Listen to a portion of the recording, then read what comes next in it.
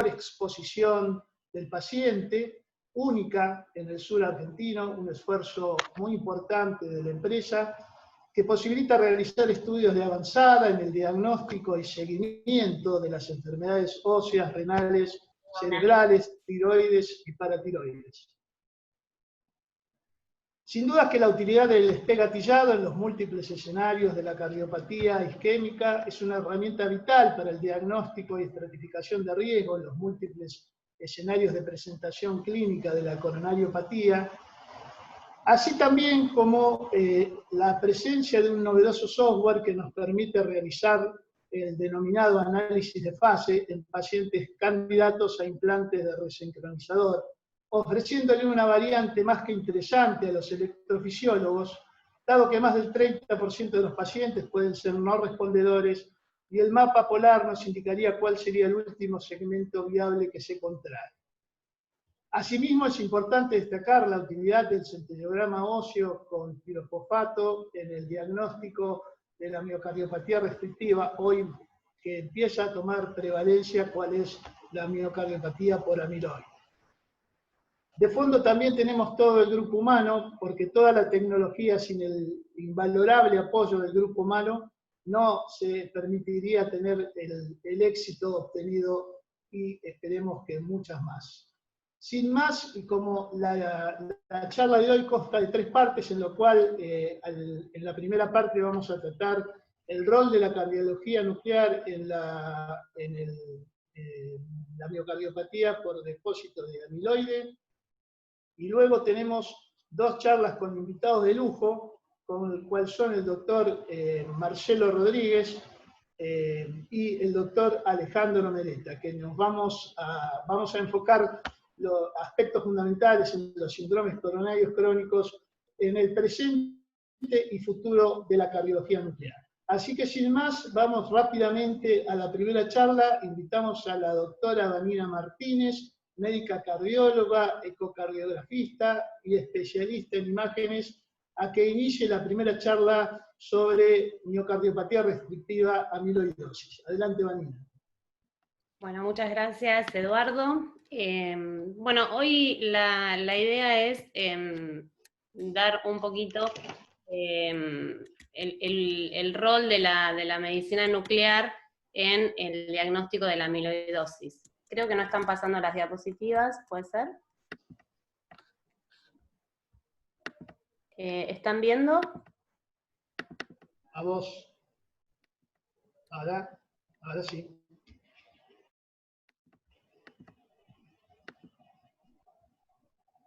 Bien, bien. ¿Ahí ven perfecto la imagen? Perfectamente. Bueno, como les dije, hoy vamos a hablar un poquito del uso de la medicina nuclear en el diagnóstico de la amiloidosis cardíaca por transtierretina. Me pareció útil ilustrar lo que es el tema con un caso clínico introductorio. Se trata de un paciente masculino de 78 años de edad que tenía múltiples internaciones en distintos sanatorios por cuadros de insuficiencia cardíaca, sobre todo dado por disnea en clase funcional 4. Cuando se evalúa por primera vez, el paciente venía medicado con betabloqueantes a dosis bajas y ECA a dosis bajas de espironolactona y furosemida de 40 miligramos día, con regular tolerancia a la medicación, ya que tenía presencia de hipotensión arterial y tenía episodios también de hipotensión ortostática.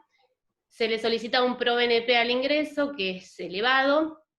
Vemos acá la placa de tórax, en donde visualizamos un índice cardiotorácico mayor a 0,5 con una rectificación del arco aórtico. Y el electrocardiograma presenta, ritmo sinusal, y lo que podemos visualizar que llama la atención es el microvoltaje en las derivaciones de los miembros, con una regular progresión de las R's en las derivaciones precordiales. Obviamente con un cuadro dado por insuficiencia cardíaca, el primer estudio diagnóstico que se le solicita es un ecocardiograma, que es el que visualizamos acá. El ecocardiograma visualizamos que tiene un ventrículo izquierdo con volúmenes conservados, fracción de eyección conservado.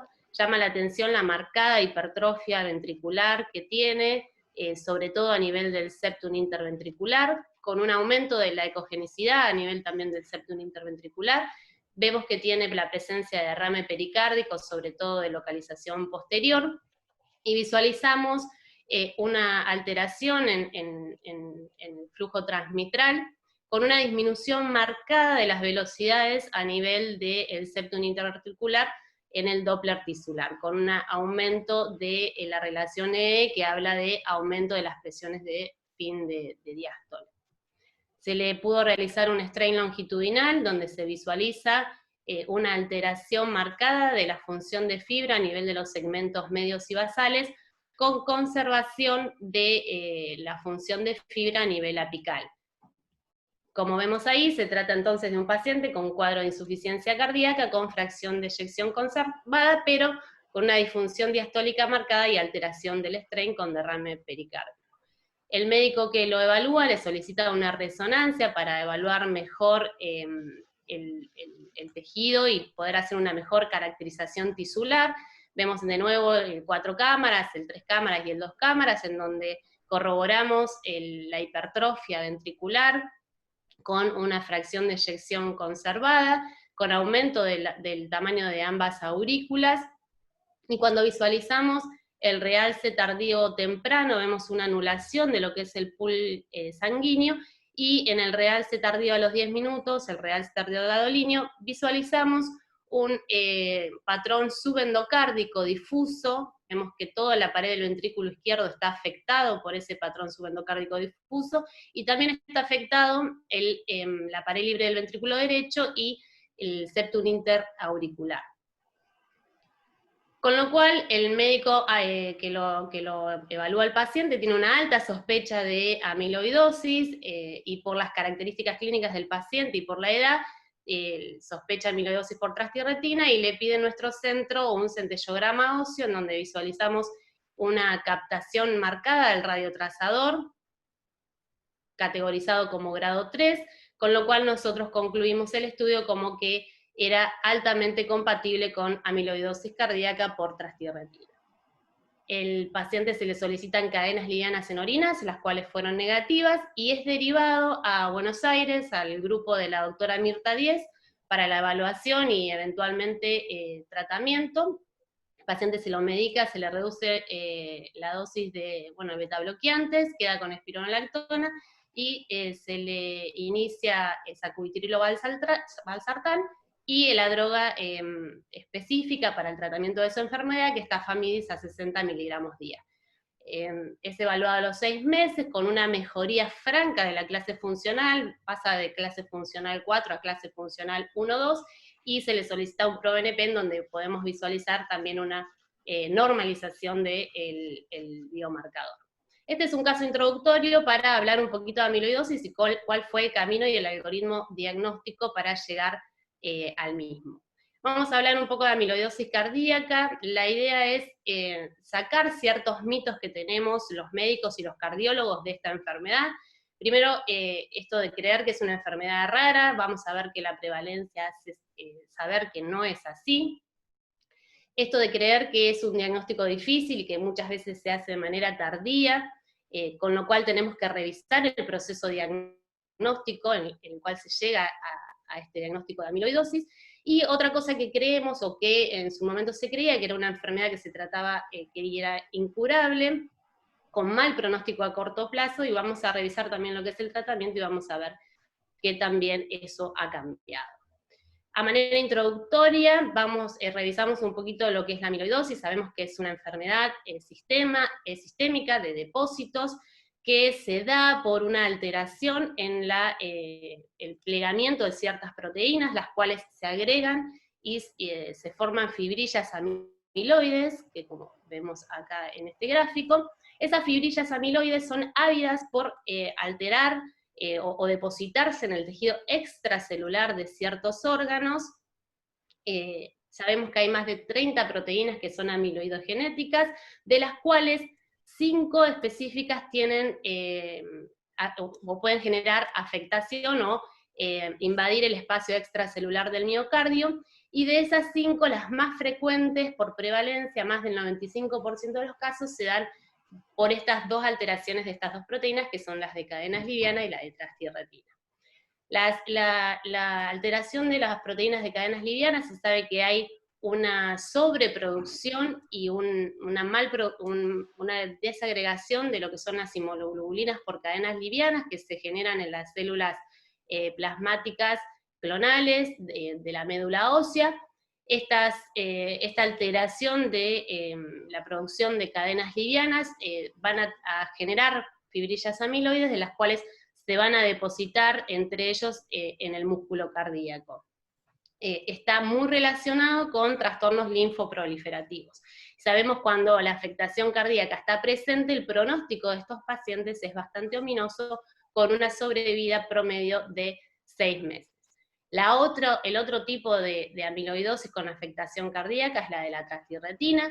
Es una proteína que habitualmente se forma en el hígado, tiene la forma de un tetrámero, está formado por 4 componentes, y cuando existe esta alteración, este tetrámero se despliega en monómeros y también generan fibrillas amiloides, y la alteración por la transtirretina puede ser por 2 caminos. Uno, que sea una alteración genética, en el cual hay una mutación de un gen que hace que se produzca esta alteración, y la otra, que es la que conocemos como amiloidosis senil, es en donde no existe alteración genética y la que se denomina de wild type. Vamos a enfocarnos un poquito en este tipo de amiloidosis, la que conocíamos como senil. Vemos un poquito la prevalencia. Se han estudiado en estudios de autopsias de pacientes añosos, y vemos que entre más del 25% de las autopsias en mayores de 80 años y más del 37% en mayores de 90 años tenían la autopsia infiltrados amiloides a nivel del músculo cardíaco. Por otro lado, también se ha visto que en pacientes con fracción de eyección conservada e insuficiencia cardíaca, entre el 15 y el 30% también tienen afectación cardíaca por amiloidosis.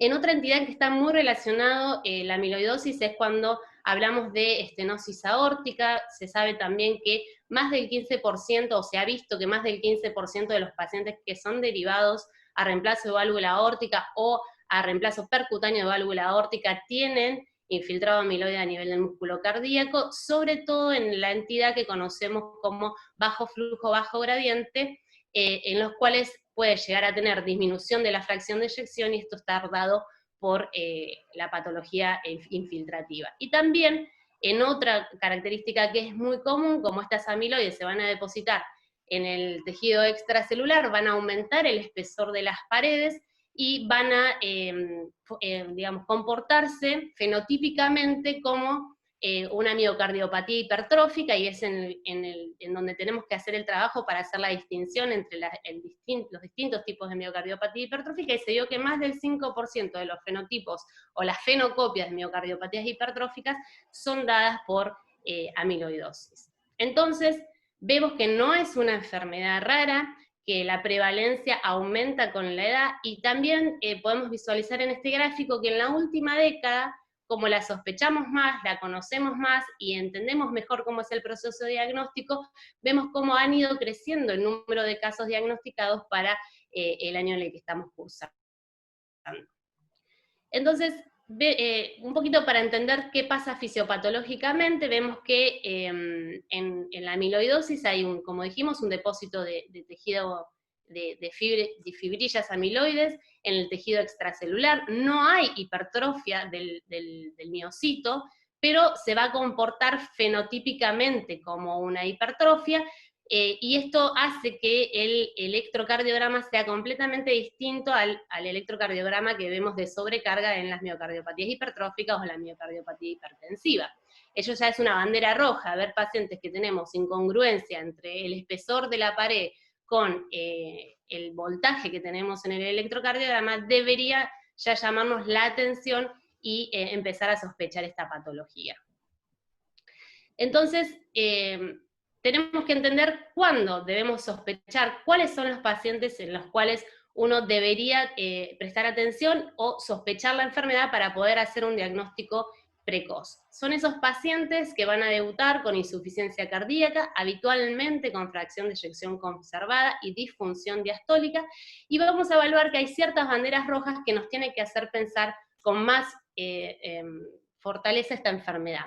Obviamente asociado a un aumento del espesor de la pared. Y, como dijimos, es una enfermedad que más que nada se da con el envejecimiento, con lo cual lo vamos a sospechar en pacientes masculinos mayores de 65 años y femeninas mayores de 70 años. Y hay banderas rojas que las vamos a ir describiendo de a poquito, tanto imagenológicas como en la clínica.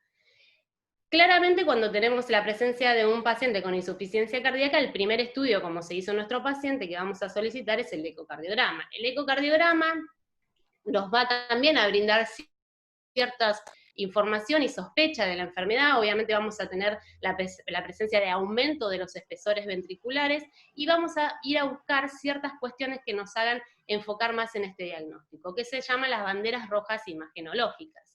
Dentro de ellas está la presencia de derrame pericárdico y pleural, el aumento del engrosamiento a nivel de las válvulas aurículo-ventriculares de las valvas y la hipertrofia del septum interauricular, el bajo volumen sistólico. Recuerden que está asociado también a estenosis aórtica bajo flujo, bajo gradiente, entonces sospechar esta enfermedad en estos casos. Obviamente un llenado restrictivo porque va a alterar la diástole de este paciente, y cuando tenemos la disponibilidad de evaluar la función de fibra, hay una alteración muy patognomónica de esta enfermedad, que es la alteración del strain longitudinal de los segmentos medios y basales y forman lo que es una especie de lo que se llama bandera de Japón, porque se conserva bien los segmentos apicales y los segmentos medios y basales están alterados. Estas son las banderas rojas que nos va a hacer sospechar más que nada que estamos ante la presencia de una posible amiloidosis, y van a ser lo que nos va a hacer ir a buscar con más fortaleza este diagnóstico. Después, otro de los métodos que tenemos disponibles, sin ningún lugar a duda, es la resonancia cardíaca, que también tiene muchas cuestiones que nos van a ayudar a hacer más preciso el diagnóstico. Dentro de lo que es, obviamente, también sabemos que visualizamos mejor, tiene mayor resolución espacial, y además podemos hacer una mejor caracterización del tejido.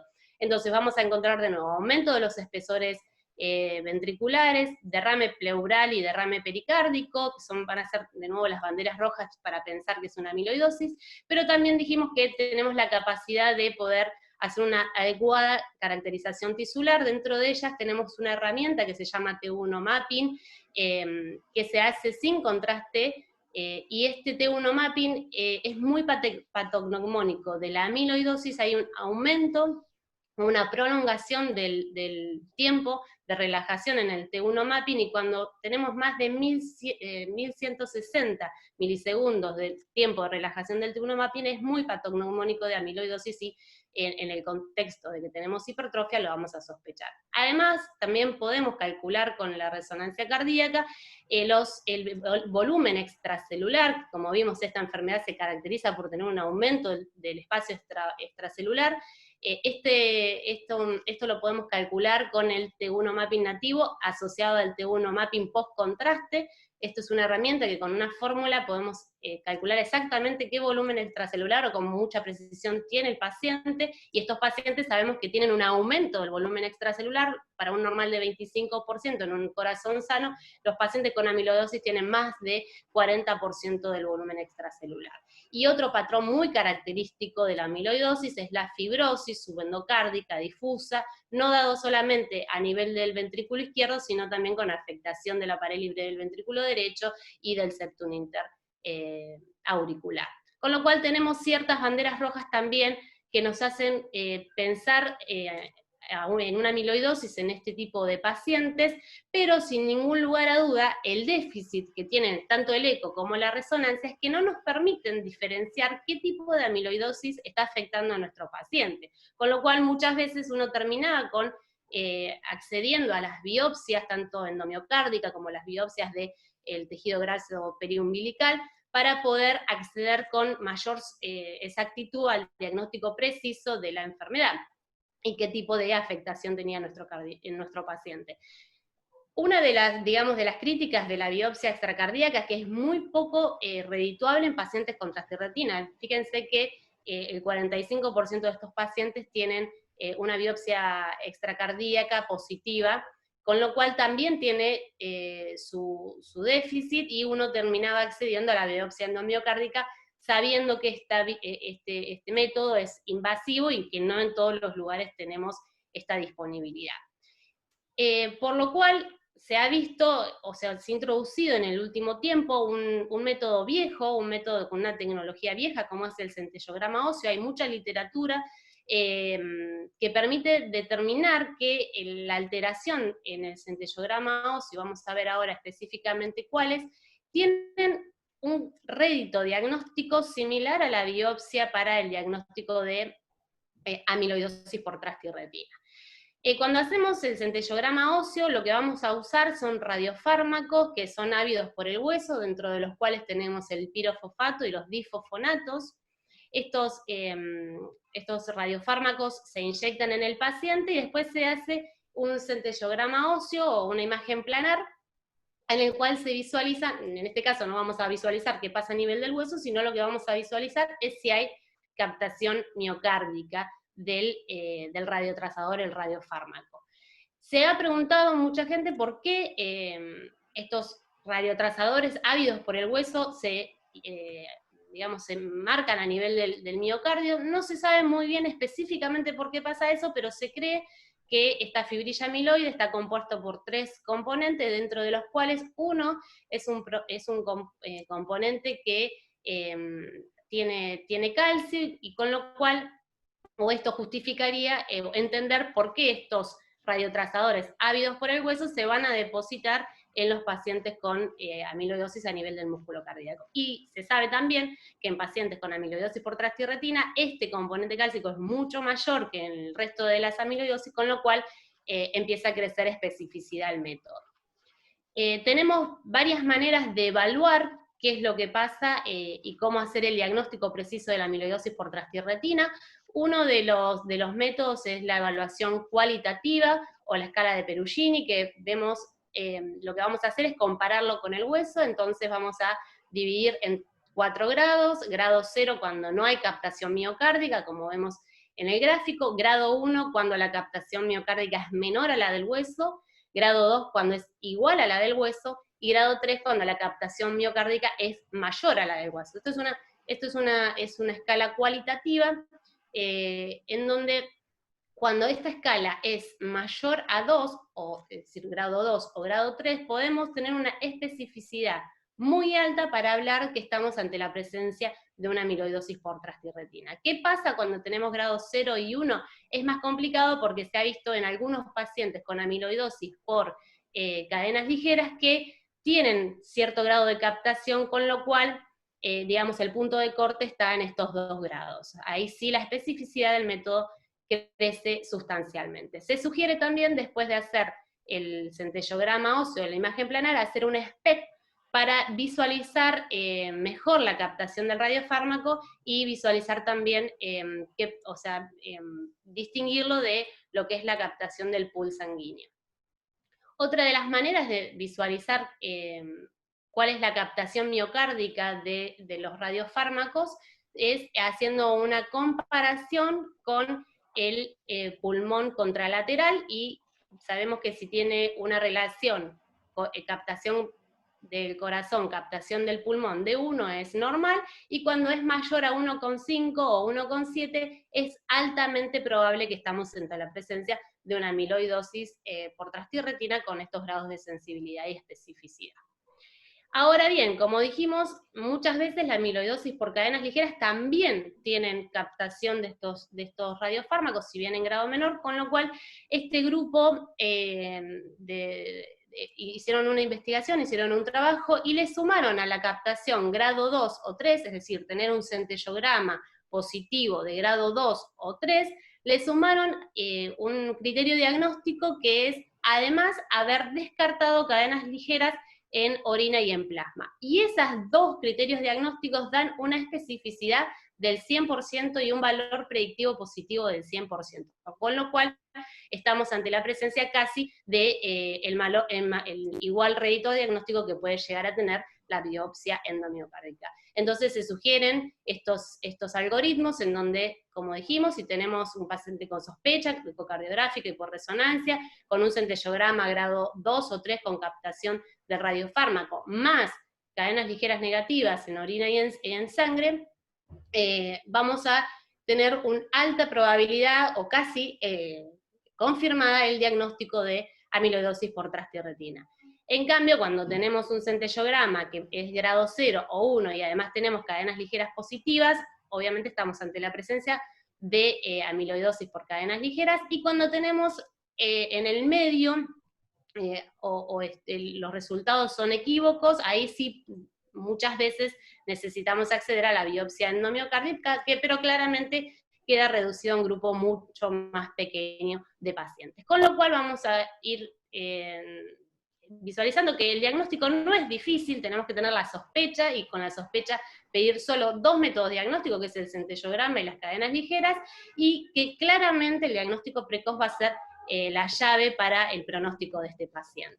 ¿Por qué? Porque estamos ante una enfermedad que tiene un tratamiento específico, que el tratamiento ha demostrado cambiar el curso de la enfermedad. Hay muchos fármacos que están en estudio, hay muchos fármacos que ya son utilizados, dentro de ellos fármacos que estabilizan esta proteína, y hay fármacos que disminuyen o evitan la producción de la misma. Este es uno de los trabajos que demostró la utilidad y la eficacia del tafamidis en este grupo de pacientes, en donde vemos que el uso de tafamidis en amiloidosis por trastioretina disminuyó la mortalidad por todas las causas en el seguimiento de estos pacientes, además de disminuir la tasa de hospitalizaciones y mejorar francamente la calidad de vida de los mismos. Con lo cual, y para ir concluyendo, es importante sospechar la enfermedad, es importante dirigir un claro algoritmo diagnóstico para poder llegar al diagnóstico preciso de qué tipo de amiloidosis está afectando a nuestros pacientes, y claramente cambiarle el pronóstico a los mismos en una enfermedad que antes se creía que tenía un pronóstico ominoso, con baja sobrevida a corto plazo. Con el tratamiento se vio que eso mejoró sustancialmente. A modo de conclusión, y para terminar de la clase, la amiloidosis por trastioretina es una condición que es subdiagnosticada, pero que es frecuente, más teniendo en cuenta que la población está creciendo en edad, tenemos poblaciones más añosas, que el diagnóstico claramente requiere una alta sospecha, que estamos usando una vieja tecnología que se transformó casi en comparación con la biopsia, o sea que es una biopsia imagenológica, por así decirlo, y que las terapias, que esta es una enfermedad que tiene terapias, y que las terapias estabilizan la enfermedad, pero claramente si no hacemos un diagnóstico temprano, de poco va a servir. Nada más. Muy bien, Vanina, excelente presentación, muy completa como siempre. Un pequeño comentario para analizar cómo pedir el estudio, porque realmente es muy sencillo.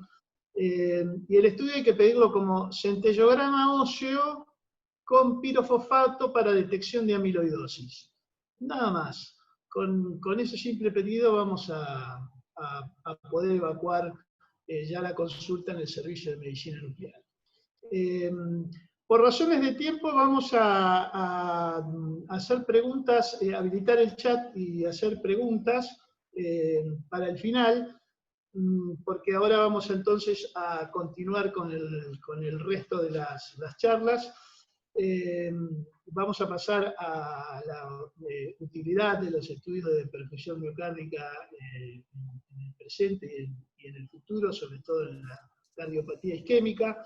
A modo de introducción, quiero comentarles que todos lo saben, pero alrededor del 14 de noviembre del 2019 se presentó en el American Heart el Ischemia Trial, que venía a echar luz un poco sobre el interrogante sobre si la estrategia invasiva inicial era superior al tratamiento médico óptimo en los pacientes con angina estable.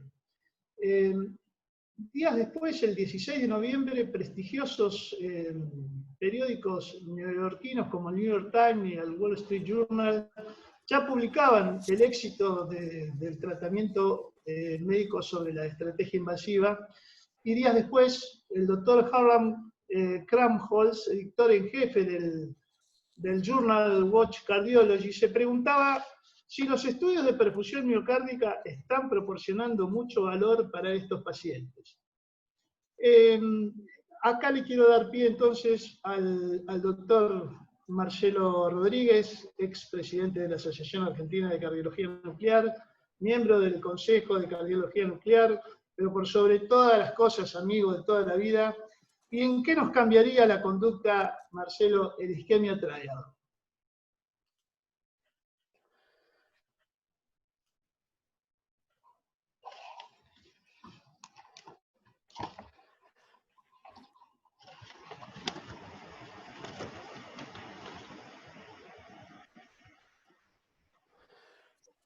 Bueno, ¿se escucha?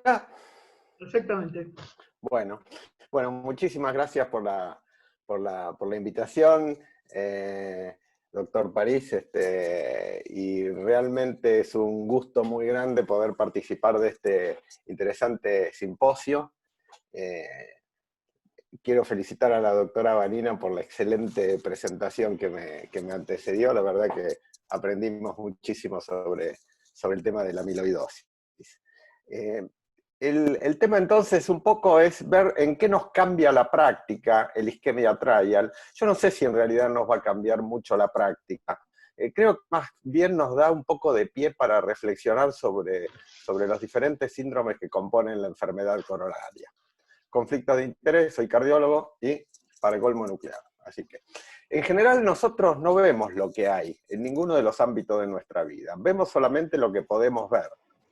Y lo que podemos ver es lo que el paradigma vigente nos permite ver. ¿Qué es un paradigma? Un paradigma es solamente un modelo, no es la verdad. Es un montón de teorías, creencias, valores, etcétera, que nos sirven para interpretar y explicar la realidad y nos orienta la acción y la toma de decisiones. Pero siempre que hay toma de decisiones y hay aspectos económicos y de poder involucrados, un paradigma es vigente hasta que otro paradigma lo amenaza y lo desplaza. Y siempre están involucrados los conflictos de intereses en esta puja de los paradigmas, por así decirlo. Estos eran los editoriales espectaculares de los que hablaba Eduardo hace un rato. ¿Y cuál es el paradigma que nosotros tenemos con respecto a la cardiología nuclear que nos viene guiando desde la década del 70, 80? Nosotros cuando atendemos a un paciente que nos relata que tiene dolor de pecho, lo primero que hacemos es tratar de ver si se trata de un síndrome coronario estable o si forma parte del grupo de pacientes de síndrome coronario inestable, como si fuera que debemos encasillarlo y que formaran parte de dos poblaciones diferentes, cuando son los mismos pacientes que en un momento se comportan en forma estable y al momento siguiente, por una serie de razones, se inestabilizan. Como lo dijo Bertolazzi en su momento, pacientes con tiempo, que son los pacientes estables, y pacientes sin tiempo, que son los pacientes inestables. El paciente que es con tiempo, el paciente que tiene enfermedad coronaria crónica estable y que es capaz de realizar un test de evocación de isquemia, porque en realidad los test no ven la isquemia directamente. En forma indirecta nosotros sospechamos que estamos evocando la isquemia, con electrocardiograma, ecocardiograma, medicina nuclear, resonancia, lo que ustedes quieran. Cuando nosotros logramos en un paciente que tiene una determinada sintomatología que es compatible con la isquemia miocárdica, que nos remite a la arteriosclerosis coronaria y nos da positivo el test de inducción de isquemia, nosotros le sometemos a una coronariografía.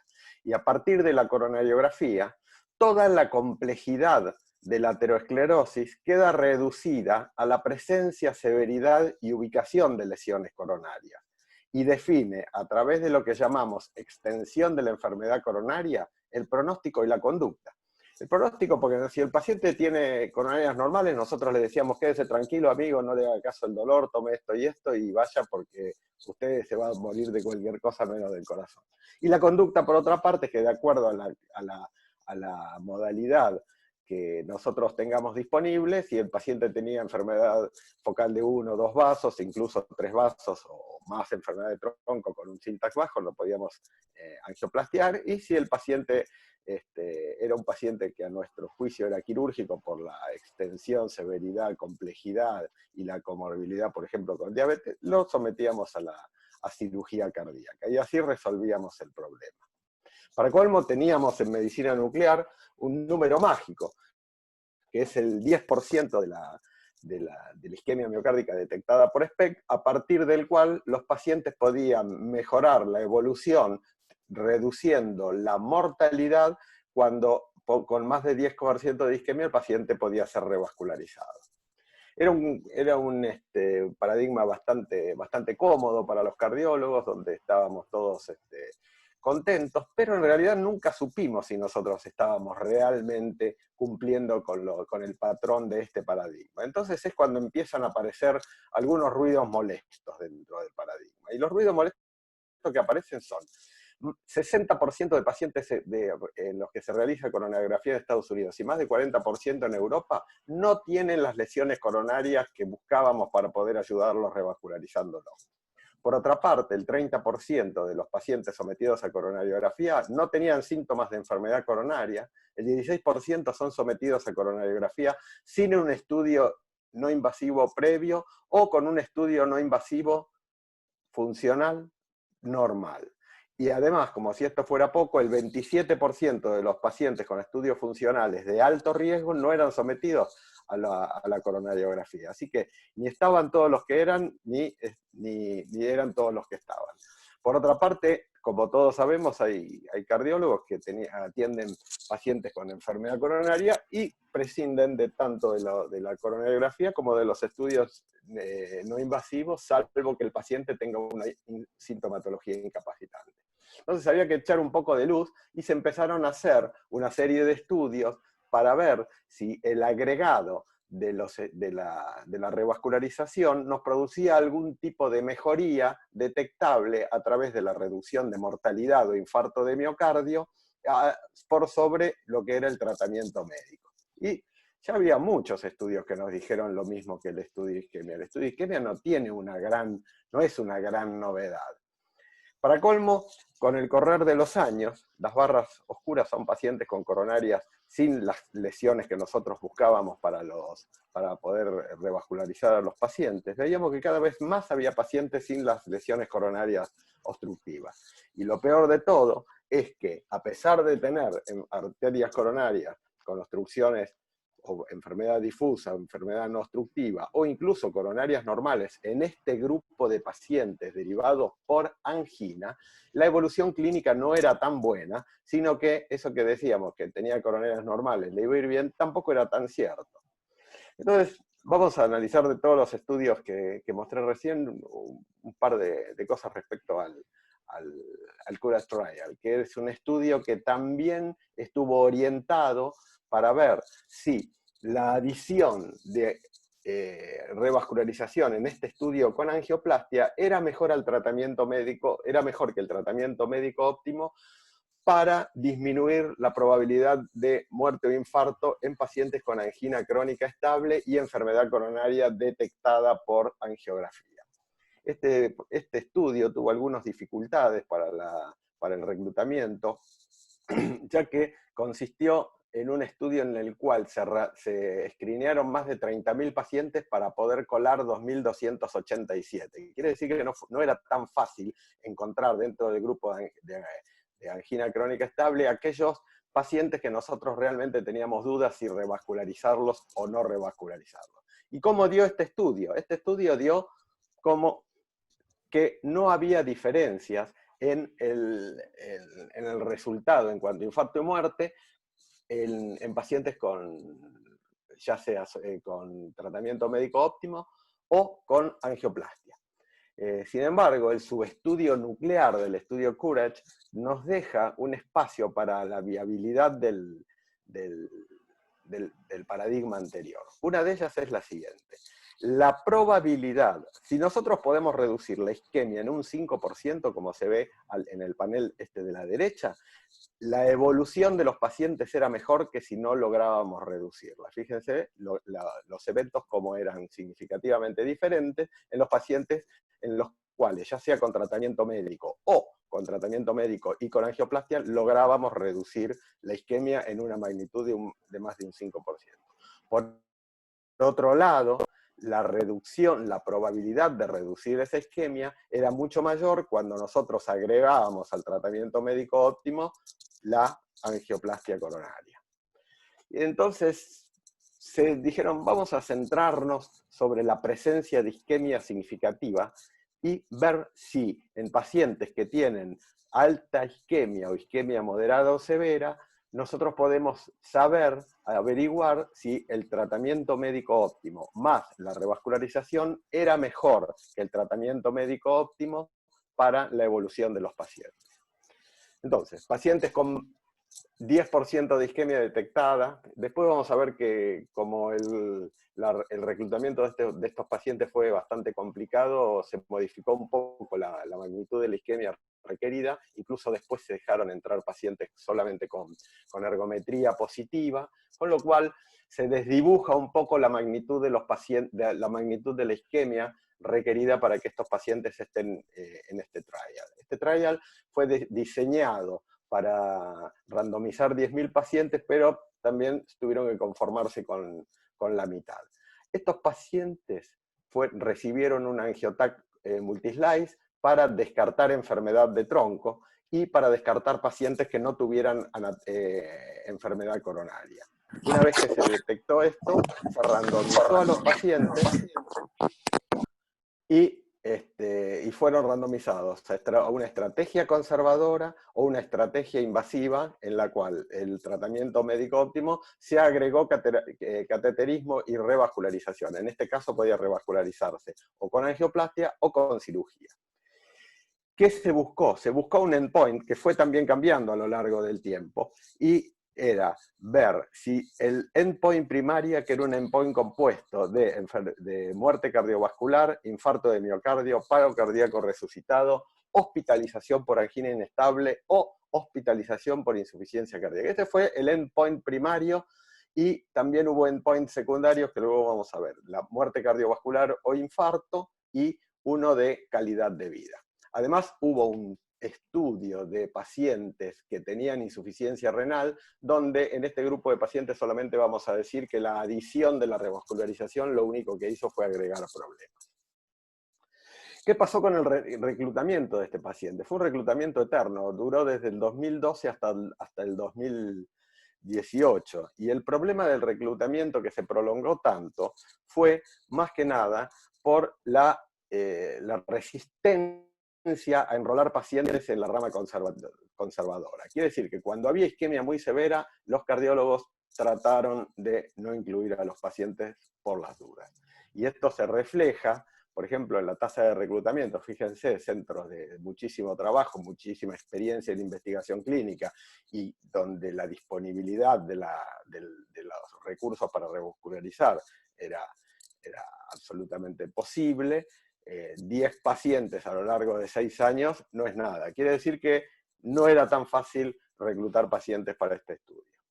¿Y qué dio? Bueno, como se randomizó la duda, lo que dio fue que no hubo diferencia tampoco significativa, igual que en el COURAGE Trial, en cuanto a la probabilidad de este evento compuesto a lo largo de estos años.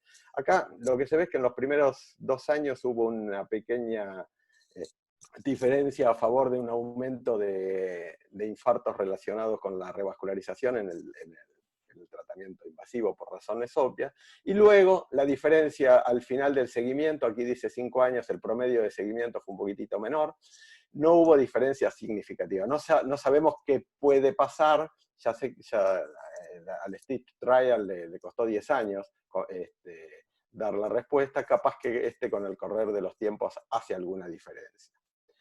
Cuando nosotros vemos solamente el aspecto de la muerte cardiovascular, vemos que la mortalidad cardiovascular fue del 5%. a lo largo de 5 años es un 1% por año, lo que ya de movida nos está diciendo que es un grupo de buen pronóstico, un grupo de relativamente bajo riesgo. ¿Qué pasó con el subestudio de calidad de vida? Este no es tan fácil de verlo, pero vamos a ver.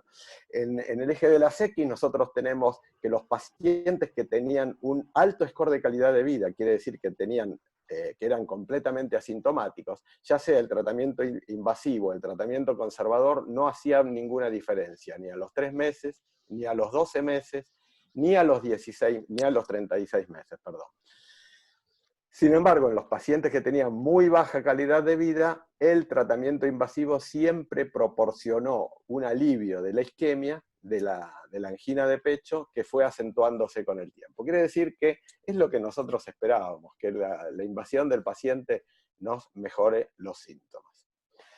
¿Qué significado tiene esto? ¿Por qué pasan estas cosas con estos estudios? Este es un registro que es el Clarified Registry, que está publicado en el JAMA de marzo de este año, donde se siguieron 32.000 pacientes, nada menos, con angina crónica estable.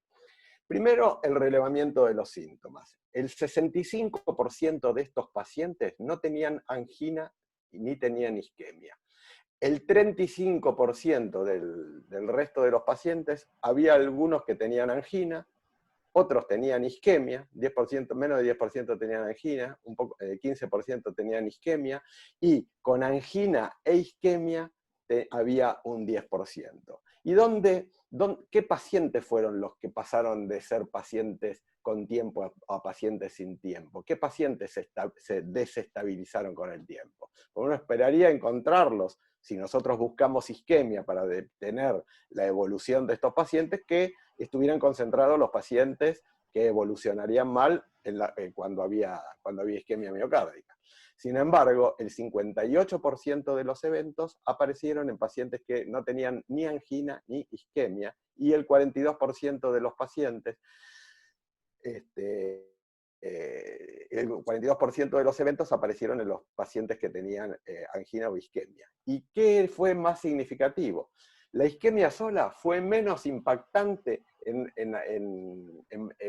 pronosticar qué pacientes iban a tener eventos. La angina sola fue mucho más predictiva que la isquemia, y cuando había angina más isquemia, era el grupo de pacientes que con más probabilidad se iban a desestabilizar.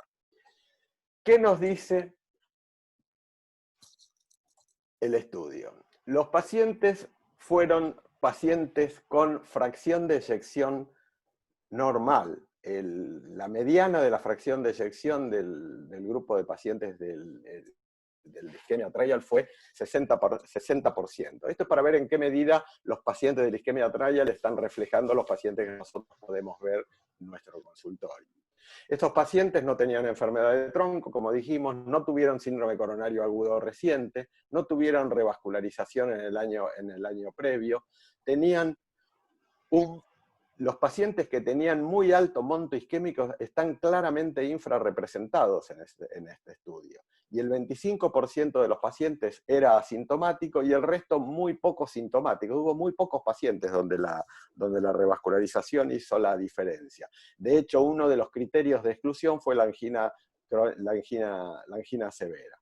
El 14% de los pacientes, a pesar de tener lesiones en la angiotag multislice, no tuvieron lesiones coronarias significativas, y el 28% del grupo de manejo estratégico debió revascularizarse. Fíjense que aquí no pongo crossover como en el CURAS Trial hubo un 30 y pico de pacientes, por 30 y pico por ciento de pacientes que debieron ser revascularizados. Aquí no se llamó crossover porque esto es lo que se espera. Los pacientes se inestabilizan y deben ser revascularizados, por más que nosotros los hayamos randomizado al grupo no invasivo.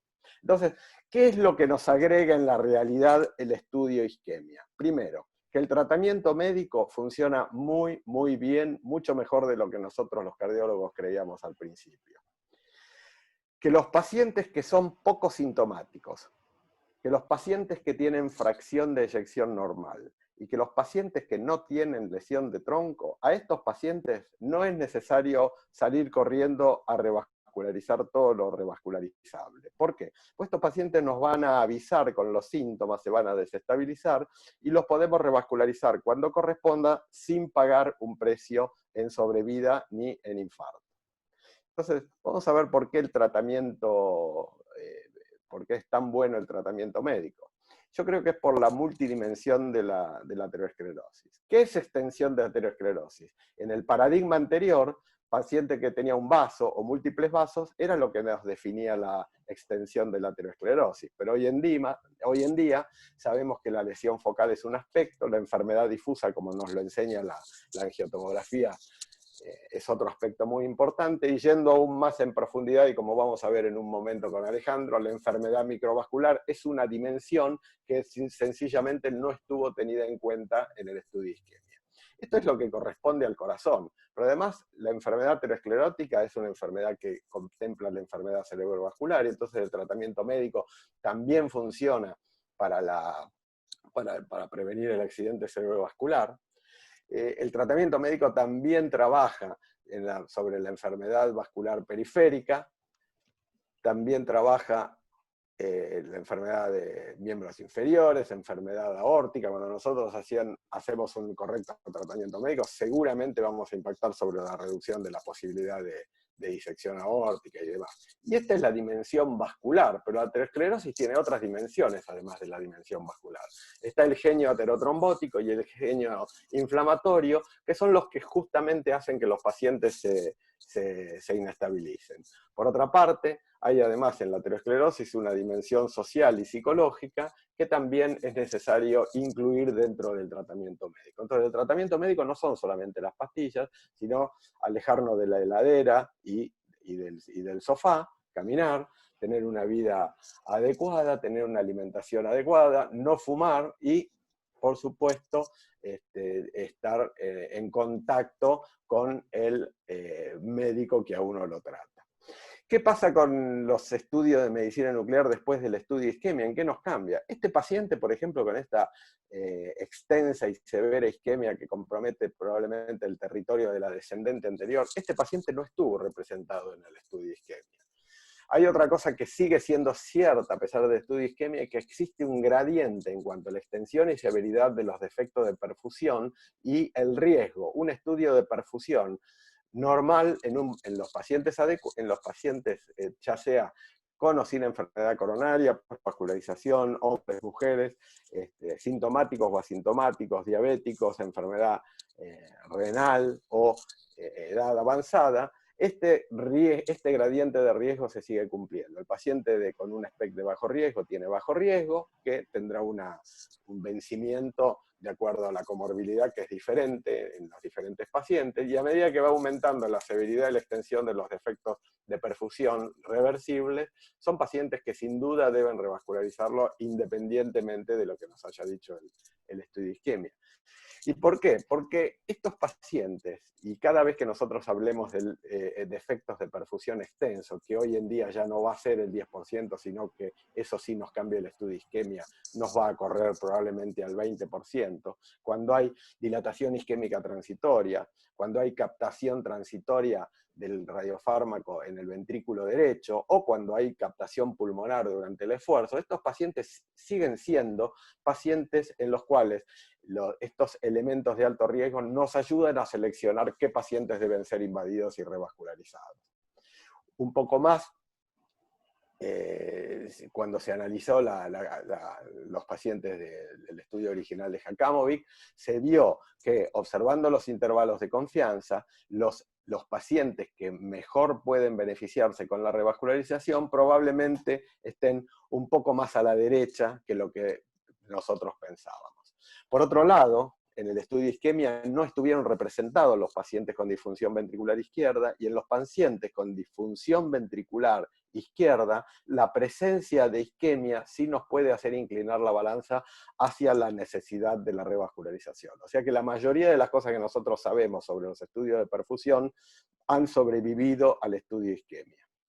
Por lo tanto, ¿en qué nos cambia el estudio de isquemia? Y nos saca un poco la estenosis coronaria crítica del centro, y en el centro podemos poner la isquemia miocárdica, donde alrededor está la inflamación, el tema de la coagulación, el vasospasmo, la disfunción microvascular, la función y la disfunción endotelial, y podemos observar la dimensión de la aterosclerosis desde una perspectiva mucho más amplia y no solamente de la anatomía coronaria. Muchas gracias. Excelente presentación, Marcelo. Y bueno, vamos a continuar entonces, ya para luego entrar en la discusión final, en el debate, y si es que hay preguntas a través del chat. En todos esos grupos de pacientes que no tienen esa enfermedad obstructiva en las arterias epicárdicas, pero que sí presentan angina, ¿cuál sería el beneficio que otorga investigar lo que denominamos flujo y reserva coronaria? Y aquí ya nos adentramos un poquito en el futuro de la cardiología nuclear con las la nueva tecnología que está llegando. Nosotros recordamos algunos años atrás, bastantes años atrás, cuando teníamos las cámaras gamma planares y escuchábamos o sentíamos de los SPEC. Nunca va a llegar el SPEC, y el SPEC llegó, después llegó el gatillado, después llegaron las cámaras gamma de doble cabezal, y ahora ya están llegando las cámaras gamma de colimador sólido, que nos va a permitir investigar reserva y flujo coronario. Así que aquí sí le doy el paso a mi gran amigo Alejandro Mereta, amigo de toda la vida, hoy jefe de cardiología nuclear del Instituto Cardiovascular de Buenos Aires, secretario científico de SAC, pero por sobre todas las cosas, un gran tipo al cual admiro profundamente. Así que, adelante, Alejandro. Muchas gracias, Guri. Es un placer estar acá compartiendo este simposio con una excelente calidad de los oradores que me han precedido, así que voy a tratar de hacer lo que pueda. No sé si se ve mi pantalla. Perfecto, sí, adelante. Bueno, vamos a empezar. Estas son mis declaraciones. Tengo intereses, tengo conflictos, como todo el mundo, pero no tengo conflictos de interés para declarar en este momento.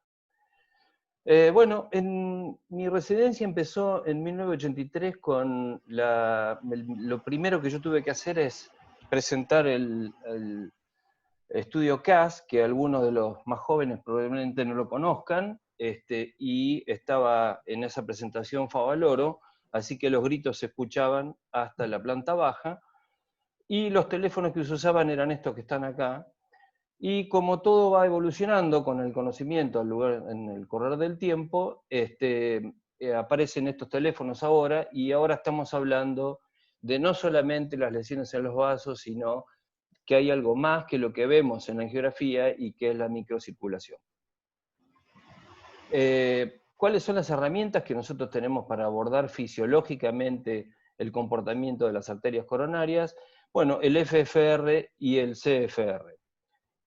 Vamos a ver un poquito. El FFR es una medición invasiva y una promesa por ahora de la tomografía computada, y solo evalúa el 5% del territorio coronario, que son las arterias que se pueden evaluar con la resolución de los equipos que tenemos hoy, y el CFR, que quiere decir Coronary Flow Reserve, o sea, el flujo de reserva coronario, es una medición integral que abarca desde los vasos epicárdicos hasta la microcirculación. Es decir, que nosotros estamos evaluando todo el árbol coronario. Y el flujo de reserva coronaria, ¿cómo se mide? Se mide a través de la relación del flujo en hiperemia provocado por vasodilatadores y el flujo en reposo. Esa relación debería ser mayor de 2 para que nosotros tengamos un flujo de reserva coronario conservado. Habitualmente estos estudios se hacen en los equipos PET, que son equipos muy sofisticados, con muchas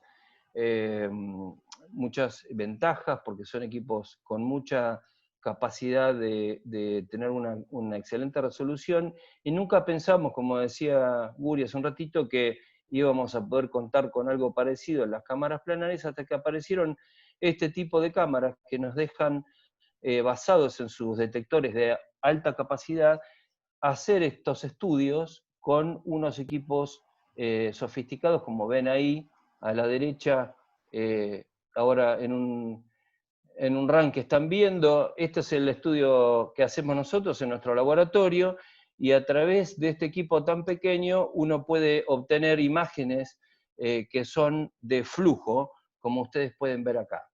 En el cine que está corriendo ahora es un estudio de nuestro laboratorio, y pueden ver en los 3 ejes superiores el estudio con vasodilatadores, y en los 3 ejes inferiores el estudio en reposo. Esta relación que está dada por estos 2 picos de llegada del material radiactivo al corazón y después su distribución por el miocardio, nos dejan obtener esta relación que en este caso, en este paciente, es de 4,25, es decir, supera el valor de 2 y es muy normal. ¿Cómo se hace el estudio? El estudio tiene una fase de reposo, disculpen el ruido, el estudio tiene una fase de reposo que se adquiere durante 6 minutos, luego de los 2 minutos siguientes que terminan de adquirirse las imágenes de dinámicas, se adquiere el estudio convencional, y luego la máquina automáticamente nos invita a cambiar de posición. Este estudio se hace en posición sentado y acostado para las imágenes convencionales, dejamos transcurrir 1 hora para el decaimiento del material, y entonces contamos con las imágenes convencionales, las imágenes de flujo y las imágenes del estudio gatillado. Todo esto nos lleva unos 90 minutos. Una de las características principales de este equipamiento es la gran calidad de imagen que tienen. Ustedes ven arriba una imagen de una cámara Anger convencional, y esta es la máquina que tenemos la suerte de tener, y es una máquina con detectores de estado sólido, que no tiene fotomultiplicadores y que tiene una resolución muy grande, similar al PET, como pueden ver en estas 2 comparaciones. ¿Qué hicimos nosotros cuando recibimos el equipo? Lo primero que hicimos fue empezar a ver qué teníamos en nuestro laboratorio, y pudimos distinguir entre los pacientes que no eran fumadores ni eran diabéticos y que no eran dislipémicos el valor normal de la reserva coronaria. A medida que agregábamos factores de riesgo, esa reserva bajaba significativamente, y más que todo en los diabéticos. Pero voy a tratar de ahora, en estos minutos, a dar algunos tips para entender la información. Este gráfico que ustedes ven acá nos muestra el flujo de reserva coronario en el eje de ordenadas, en el eje de IS, y en las abscisas nos deja ver el flujo pico alcanzado durante la máxima vasodilatación. Es decir que en el eje de X nosotros tenemos qué capacidad tiene el paciente de poder vasodilatarse y la arteria poder llevar un flujo adecuado, y por el otro lado, en el eje de ordenadas, la relación que hay entre el flujo basal y el flujo en máxima vasodilatación. Y acá se forman 4 cuadrantes. Un cuadrante concordante, otro cuadrante concordante y 2 discordantes. Vamos a ver un poquito. El cuadrante concordante inferior nos dice: por la arteria a máxima vasodilatación hay una obstrucción al flujo. Y nos dice que el flujo de reserva coronario está alterado. Ustedes ven estos puntitos rojos representan a los pacientes que tuvieron mortalidad en el seguimiento a 3 años. Cuando ven el otro cuadrante concordante, que es aquel que tiene buena velocidad de flujo en máxima vasodilatación y que tienen su reserva conservada, ven muy poquititos puntos rojos, y los puntos azules son los pacientes que tienen una buena sobrevida en el seguimiento. Y un interesante cuadro que Marcelo recién lo mencionó es el cuadrante inferior y derecho, donde ustedes pueden ver que los pacientes en este espectro tienen una buena capacidad de vasodilatarse, pero sin embargo su reserva coronaria está alterada. Es este cuadrante amarillo en donde ven algunos puntos rojos, que quiere decir que a pesar de tener un buen flujo, o sea, a pesar de no tener obstrucción epicárdica a la arteria, el hecho de tener una alteración de la reserva coronaria no es inocente, como mostró Marcelo en una de las diapositivas anteriores, y estos pacientes tienen mayor mortalidad. En este cuadrante están los pacientes que tienen enfermedad de la microvasculatura, y un poco vamos a verlo en las próximas diapositivas. El otro cuadrante discordante es este cuadrante verde, en donde pueden ver que a pesar de tener una obstrucción epicárdica, de alguna manera la reserva coronaria está conservada, y estos son los pacientes que tienen lesiones, pero que no comprometen su reserva coronaria, y eso parece ser que es algo muy importante en cuanto a no tener mortalidad. Vamos a ver 4 casos clínicos. ¿Se escucha bien? Perdón. Sí, sí, perfecto, adelante. Okay. Bueno, el primer caso clínico es un paciente de 72 años, de sexo masculino, asintomático, que tenía Parkinson, hipertensión, hiperlipidemia, de estos pacientes típicos que nos piden a nosotros que evaluemos el riesgo isquémico. En este caso ustedes pueden ver que tiene un defecto inferolateral en el territorio de la arteria circunfleja, con una fracción de eyección conservada tanto con dipridamol como en el reposo. Nuestra base de datos nos muestra que el defecto isquémico, que ya nos impresionaba pequeño por la estimación visual, nos confirma que es pequeño y que tiene un 5% de defecto total y ocupa un 28% del territorio de la arteria circunfleja. En el concepto que tenemos hasta ahora, decimos que los pacientes que tienen un monto debajo de un 12%, aproximadamente de un 10%, son pacientes que son de bajo riesgo. ¿Qué pasa con estos pacientes que tenemos en esta población, que son pacientes que tienen quizás hallazgos de bajos montos isquémicos, pero que tienen alta prevalencia? Bueno, nosotros tenemos en este caso una herramienta extra para reestratificarlos. Fíjense que si uno toma el concepto habitual, el 5% de defecto de perfusión lo clasifica como un bajo riesgo. Sin embargo, cuando nosotros pudimos en este paciente hacer el flujo de reserva coronario, vemos que el flujo de reserva está muy comprometido y que tiene los 3 territorios arteriales con una alteración de la reserva coronaria, y por lo tanto sospechamos de una enfermedad coronaria extensa.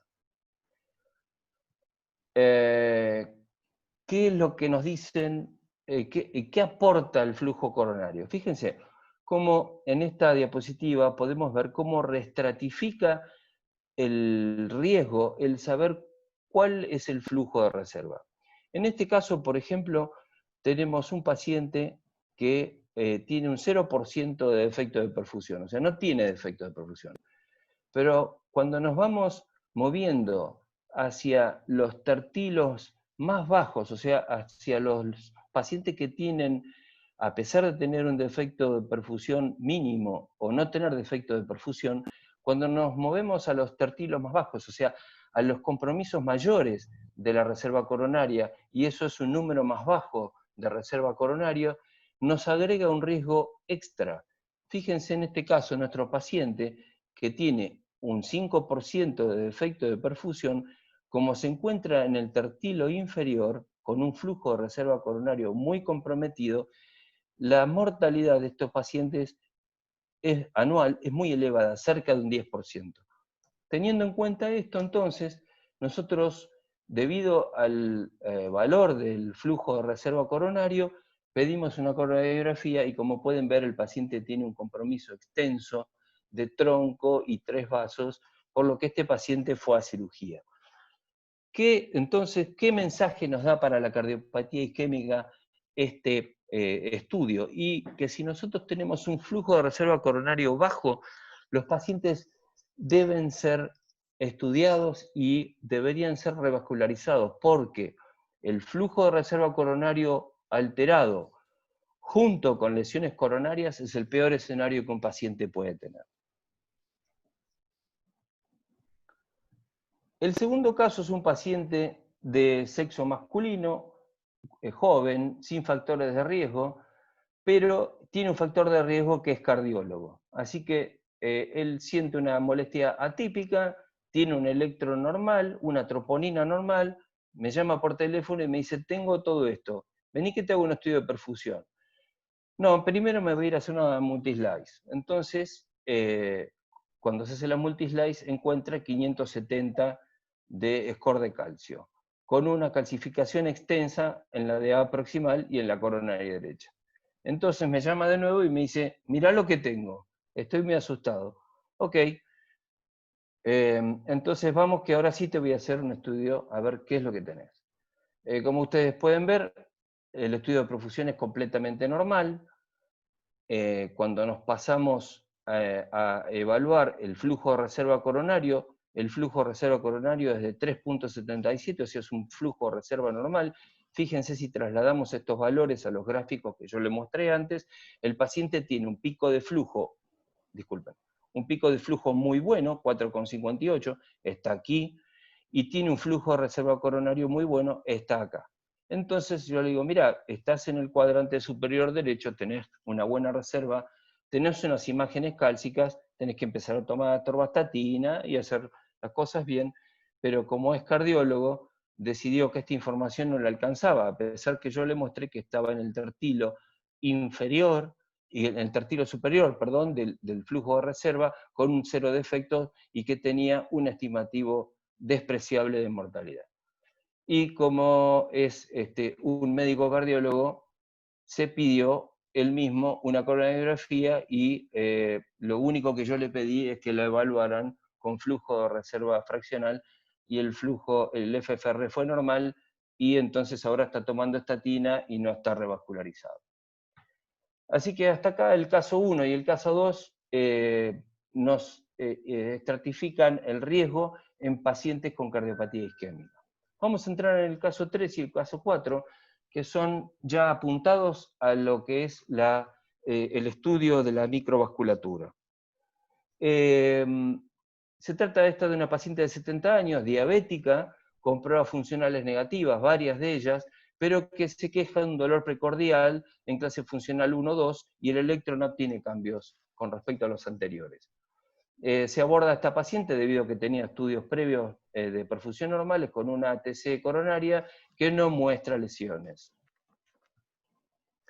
La médica de cabecera nos contacta para ver si podemos ayudarla a estudiar a esta paciente. Como ustedes pueden ver, el estudio tanto en supino como en prono tiene una perfusión completamente normal. Y cuando hacemos el flujo de reserva coronario, nos muestra que el pico flujo, como ustedes pueden ver acá, 2.77 es normal, o sea, sus arterias epicárdicas son normales, como ustedes pudieron ver recién en la angiotomografía. Sin embargo, su reserva coronaria estaba comprometida. Entonces cae dentro del cuadrante discordante que tiene buenas arterias epicárdicas, pero de alguna manera su flujo de reserva coronario está comprometido. ¿Qué información tenemos en la literatura? Bueno, el grupo de Marcelo Di Carli presentó un trabajo en donde los pacientes diabéticos, como esta mujer, que tenían valores del flujo de reserva coronario menor de 1.6, tenían un pronóstico peor que aquellos que tenían una reserva de flujo conservado. Y en nuestro paciente, en nuestro caso, el flujo de reserva coronario es de 1.76. Es decir, que estaba comprometida, pero no en un punto en donde su pronóstico fuera malo. Como nosotros podemos diferenciar los dos mecanismos debido a la alteración de la microvasculatura, puede presentar dos tipos de mecanismos principales. Uno que es el mecanismo muscular y el otro que es la disfunción endotelial. Las dos situaciones se pueden estudiar con dos test diferentes. El test del dipiridamol es un test endotelio independiente. Nosotros prescindimos prácticamente del endotelio en más de un 80% para provocar vasodilatación con el dipiridamol. Pero con el test del frío nosotros estamos estimulando directamente a través del estímulo, estamos estimulando la liberación de óxido nítrico que depende del endotelio. Entonces, le agregamos a esta paciente un test del frío para estudiarla en un escalón más. Como pueden ver, esta señora presentó 1.19, que es un valor anormal, porque el valor normal debería incrementarse en un 50%. Así que ella tenía una alteración endotelio dependiente muy severa. Hicimos un tratamiento de 6 meses y acá la estudiamos por una cuestión meramente académica. Fíjense que en los 6 meses siguientes la paciente que se adhiere muy bien al tratamiento pudo salir de este cuadrante de patología y se desplazó hacia un cuadrante prácticamente de normalidad. Mejoró sustancialmente el flujo de reserva coronario y pasó de un valor patológico de 1.76 a 3.16. Probablemente esto lo pudo hacer por adherencia al tratamiento y porque no estaba, como comenté antes, en un valor de reserva muy patológico como puede ser menor de 1.6 si la paciente tenía todavía chances de mejorar. Sin embargo, fíjense que el endotelio no mejoró sustancialmente en estos 6 meses y todavía no lo hemos vuelto a estudiar, pero el cambio mayor lo hizo sobre la respuesta endotelio independiente. El caso siguiente es muy típico, es un dolor, una paciente de sexo femenino que entra con 53 años, con un dolor centrotorácico, 8 en 10, clase funcional 4. El servicio de emergencias que va a visitarla a su domicilio ve un ST en la cara inferior, se preactiva hemodinamia y ustedes pueden ver acá que la paciente tiene arterias coronarias sin lesiones significativas. ¿Qué tiene esta señora? Este es el electro que preactivó la sala cuando el médico la vio en el domicilio. Ustedes pueden ver que hay un tironeamiento en la cara inferior, pero sobre todo el síntoma es lo que asustó a nuestro colega, y unos 30 días después del alta nosotros la estudiamos. Como pueden ver, el estudio de perfusión es completamente normal, y cuando lo hacemos el estudio con dipiridamol, acuérdense, endotelio independiente, el flujo de reserva coronario está conservado. Muy bien, entonces la respuesta no es que tiene una anormalidad de la microvasculatura de tipo alteración endotelio independiente, pero cuando nosotros quisimos testear el espasmo coronario, para testear el espasmo coronario lo que hacemos es hiperventilar al paciente para que haya una carga de calcio, para que esa carga extra de calcio pueda provocar vasoespasmo. Tampoco lo logramos. Y cuando pusimos la paciente al test del FIO, fíjense que la respuesta es muy patológica y tuvo un espasmo generalizado de todas las arterias. Los números son muy chiquitos, acá no lo pueden ver, pero hizo un espasmo coronario generalizado con angina. Es decir, testeamos las dos vertientes fisiopatológicas. Entonces el caso 3 y el caso 4, disculpen, son arterias angiográficamente normales, entre comillas, epicárdicas, pero lo que está enferma es la microvasculatura. La microvasculatura puede enfermarse en un paso con estructuras anormales de los vasos. Esto ya es una etapa muy avanzada, o solamente puede estar alterada la funcionalidad, como vimos en el caso 3 y en el caso 4. Este gráfico ya lo mostró Marcelo, cada vez hay más pacientes que tienen coronarias sin lesiones significativas. Está publicado, algunos deben saber seguramente, el Cormick Trial, que muestra que hay unos 4 millones de angiografías selectivas y unos 2 millones de pacientes con enfermedad no obstructiva, y esto se atribuye a angina microvascular y angina vasohepática, como los casos que yo les mostré. En este estudio, el Cormick, lo que hacían era estudiar invasivamente a los pacientes a través de infusión de adenosina o instilación de acetilcolina con la misma hipótesis que nosotros estudiamos con dipyridamol a los pacientes para ver cómo estaba el flujo de reserva endotelio independiente, que es el dipyridamol, la adenosina y el dipyridamol trabajan en los mismos receptores, y en este caso la acetilcolina instilada en forma con microdosis en el laboratorio de hemodinamia, nosotros emulamos esta respuesta con el test del frío, ya que eso provoca un estímulo similar en el endotelio. Este es un estudio del doctor Kaskit, que también va en la misma dirección, y nos cuenta que en los pacientes que tienen angina con arterias coronarias normales, un 33% de los síndromes coronarios se presentan como síndromes coronarios agudos, sin trombosis ni estenosis, como el caso 4 que acabamos de ver, o con una angina crónica en ausencia de enfermedad epicárdica, y en este grupo están los diabéticos, como en el caso 3 que yo les mostré.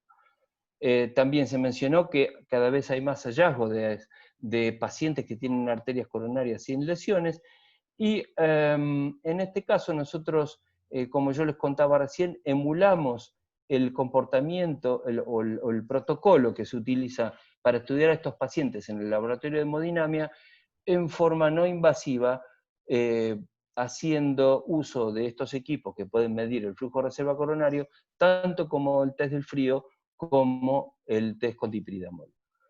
Es reciente este trabajo que acaba de publicarse y fíjense que este es un grupo, un consenso de la Sociedad Europea de Cardiología, llamando la atención de estos pacientes que son denominados INOCA, que son aquellos pacientes que tienen dolor, angina, síntomas y no tienen enfermedad coronaria obstructiva, y como mostró Marcelo, estos pueden ser diferentes etiologías, pero el fenotipo siempre es angina, y cómo deberíamos estudiar a estos pacientes a través de test no invasivos y de test invasivos.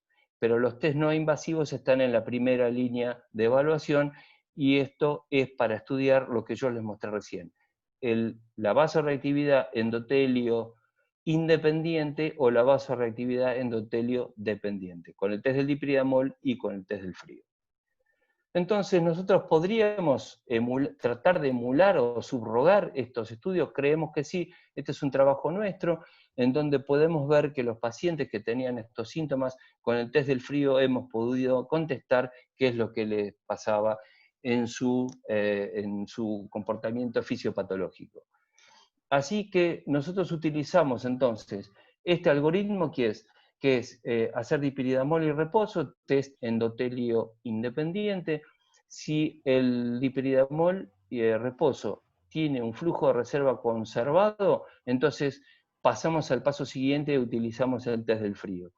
Y si tiene el flujo anormal, también pasamos a un test del frío para ver si su fisiopatología es microvascular o es endotelio dependiente. Mis conclusiones son que el flujo de reserva coronario puede obtenerse con trazadores basados con tecnesio, que es una herramienta que puede ayudar en la toma de decisiones, que presenta gran utilidad para desenmascarar isquemia balanceada en los pacientes con alta prevalencia de enfermedad cardiovascular y pocos síntomas, y que permite evaluar la enfermedad microvascular, como yo les mostré en las últimas diapositivas.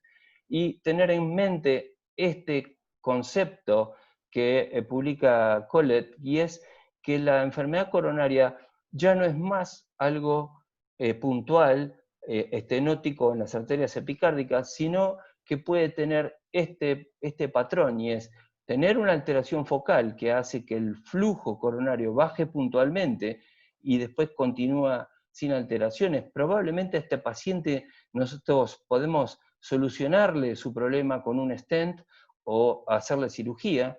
Hay otro patrón que es la enfermedad difusa. En estos pacientes no hay mucho para hacer revascularizándolos. Sin embargo, la suma de varias lesiones y la enfermedad de la pared hace que el flujo coronario baje, y después lo más interesante y lo más prevalente probablemente que sea una enfermedad mixta, la combinación de enfermedad difusa, microvascular y enfermedades de las arterias epicárdicas. Esto se puede ver a través del PET, así que en este caso me parece que estamos en un momento en donde no sabemos si es el huevo o la gallina, no sabemos qué es lo que los está complicando a estos pacientes, si es la microvasculatura, si es el epicárdico o son ambas. Y para terminar, recordemos que hace mucho tiempo nosotros éramos sometidos a un tribunal pensando que era un falso positivo o un falso negativo de los estudios no invasivos, y esto depende, ustedes saben que la sensibilidad depende de los falsos negativos. Es decir, nosotros como test de búsqueda de isquemia teníamos falsos negativos en muy pocos casos, porque éramos muy sensibles, o se dice que somos muy sensibles. Pero estaba en tela de juicio nuestra especificidad. Y solamente recordar que la especificidad es baja cuando se considera, cuando se pone en el denominador los falsos positivos. Los falsos positivos, ¿cómo eran los falsos positivos? Eran estudios que tenían isquemia y que no tenían lesiones epicárdicas. Y como ya vimos, las lesiones epicárdicas no solamente justifican que haya pacientes con isquemia, sino que podemos encontrar pacientes con isquemia sin lesiones epicárdicas, y probablemente esa sea una de las cosas que vayan a cambiar con el transcurso del tiempo. Así que la angiografía coronaria invasiva es el gold estándar para el diagnóstico de enfermedad coronaria obstructiva, pero tiene una capacidad limitada para resolver la aterosclerosis difusa. Un angiograma coronario normal no es sinónimo de una circulación coronaria normal, y el CFR es una valiosa herramienta tanto diagnóstica como pronóstica que permite reestratificar el riesgo. Esta diapositiva se la pedí a mi mujer, que dice que el conocimiento previo también es esencial para hacer inferencias lógicas y conexiones entre lo explícito y la información implícita, promoviendo así una comprensión más profunda y la capacidad de evaluar textos, o en este caso, de evaluar pacientes. Muchas gracias. Bueno, excelente presentación, Alejandro, así como excelente las tres presentaciones.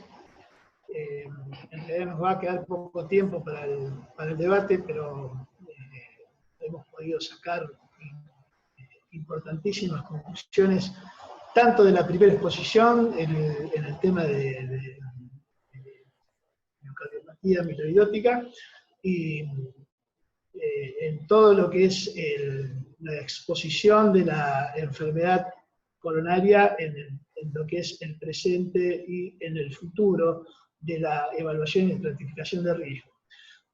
Yo quisiera preguntarte, a modo de síntesis, o Alejandro o Marcelo, para el cardiólogo clínico, digamos, si bien en la Argentina ya están las cámaras gamma de colimadores sólidos, de hecho el IPA tiene, pero en el 90-95% del resto del país tenemos los SPECT aún en esa valoración de la enfermedad coronaria para el cardiólogo clínico. ¿Qué posición seguimos teniendo con respecto a la estratificación del riesgo? ¿Cómo haríamos de alguna forma, digamos, cómo empezaríamos a evaluar un paciente que tiene una probabilidad pretest intermedia, si consideramos iniciar con un ATTAC multislice o luego continuar con un SPECT, o al revés, fundamentalmente información para el cardiólogo clínico de consultorio? No sé si querés contestar, Ale. Sí, sí, con todo gusto. No sé, Me parece que eso depende de cada uno. Lo que sí sabemos es que algunos pacientes, lo que sabemos hoy es que muchos pacientes hoy tienen síntomas y no tienen enfermedad coronaria, pero eso lo sabemos después de ver si tiene o no tiene enfermedad coronaria. La Multislice me parece una excelente herramienta siempre y cuando uno no se enamore de las imágenes anatómicas exclusivamente. Yo siempre cuento que en uno de los viajes de estos acá locales me senté en el avión y abren una revista y decía doctor Carlito, imágenes corporales completas para detectar no sé qué zaraza, y tenía una tomografía, una resonancia así de un corte que parecían de estos chinos que disecan a los pacientes, y la pareja que estaba al lado mío le dice, mira viejo, ¿por qué no nos vamos a hacer uno de estos a ver cómo estamos?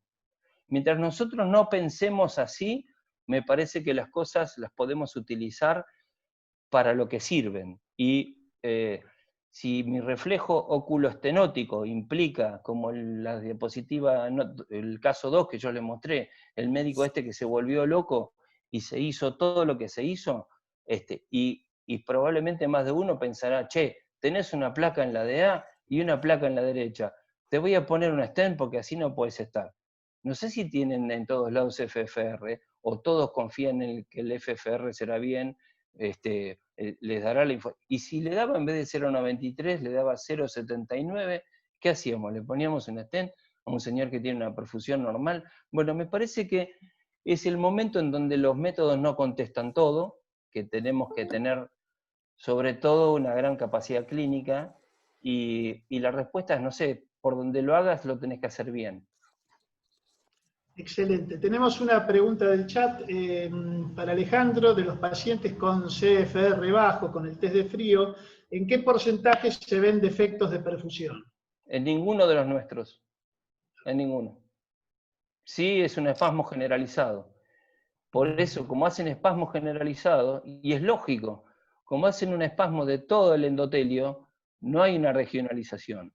Sobre todo los pacientes que estamos estudiando, que ahora, hasta ahora tenemos unos 38 pacientes que son INOCA y algunos son MINOCA, y hemos visto esa respuesta. No hemos visto defectos regionales.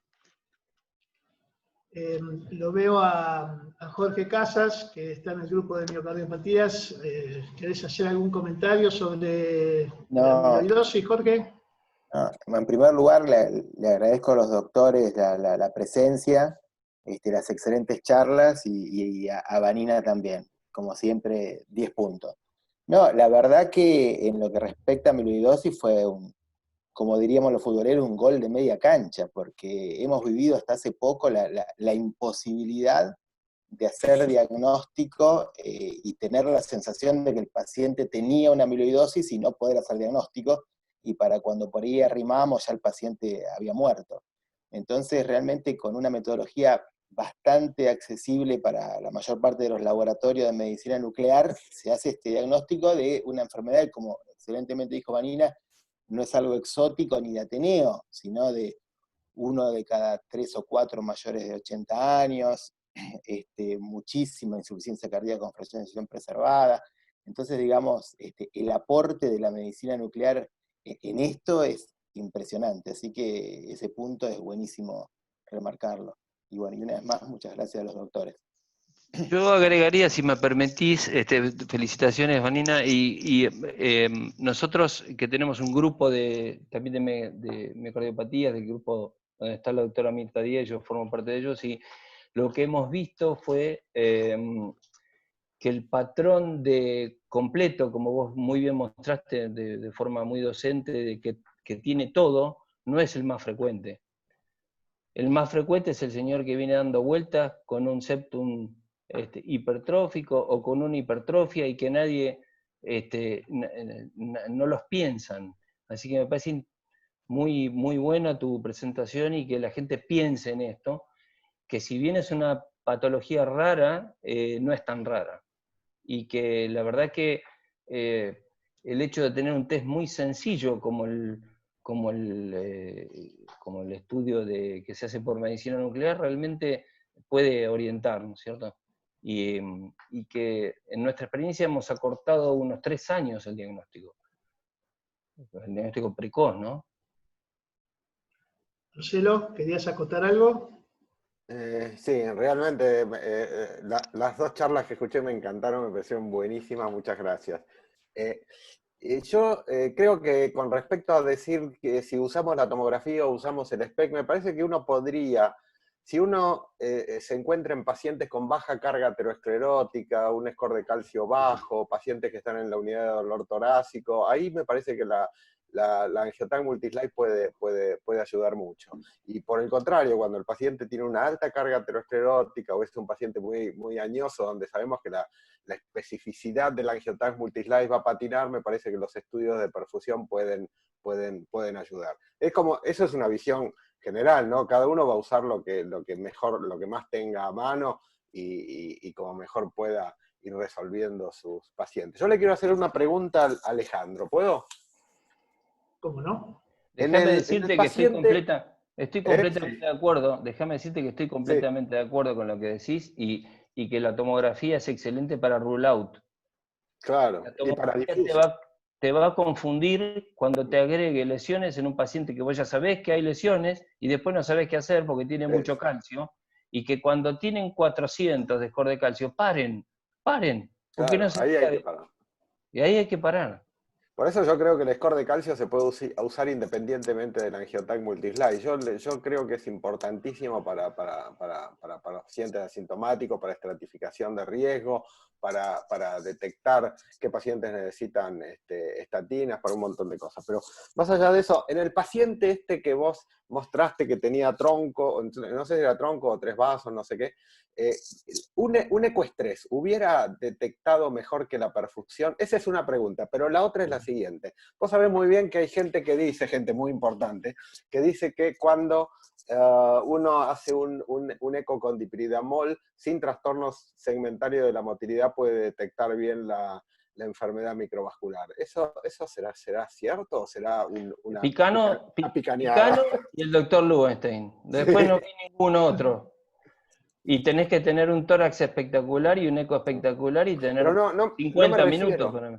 No me refiero al paciente que le podés hacer un Doppler de la descendente anterior, que eso ya me parece bastante así espectacular. Futurista. Sino el tipo que vos le haces dipridamol y tiene angina y tiene ST, pero no tiene trastornos de perfusión. Yo Vos la verdad que me cuesta eso estás creerlo, ¿no? preguntando la pregunta que le hice a Marsili, que me contestó Exacto. Marsili, que él Sí, creía eso, y yo creo que eso no es verdad.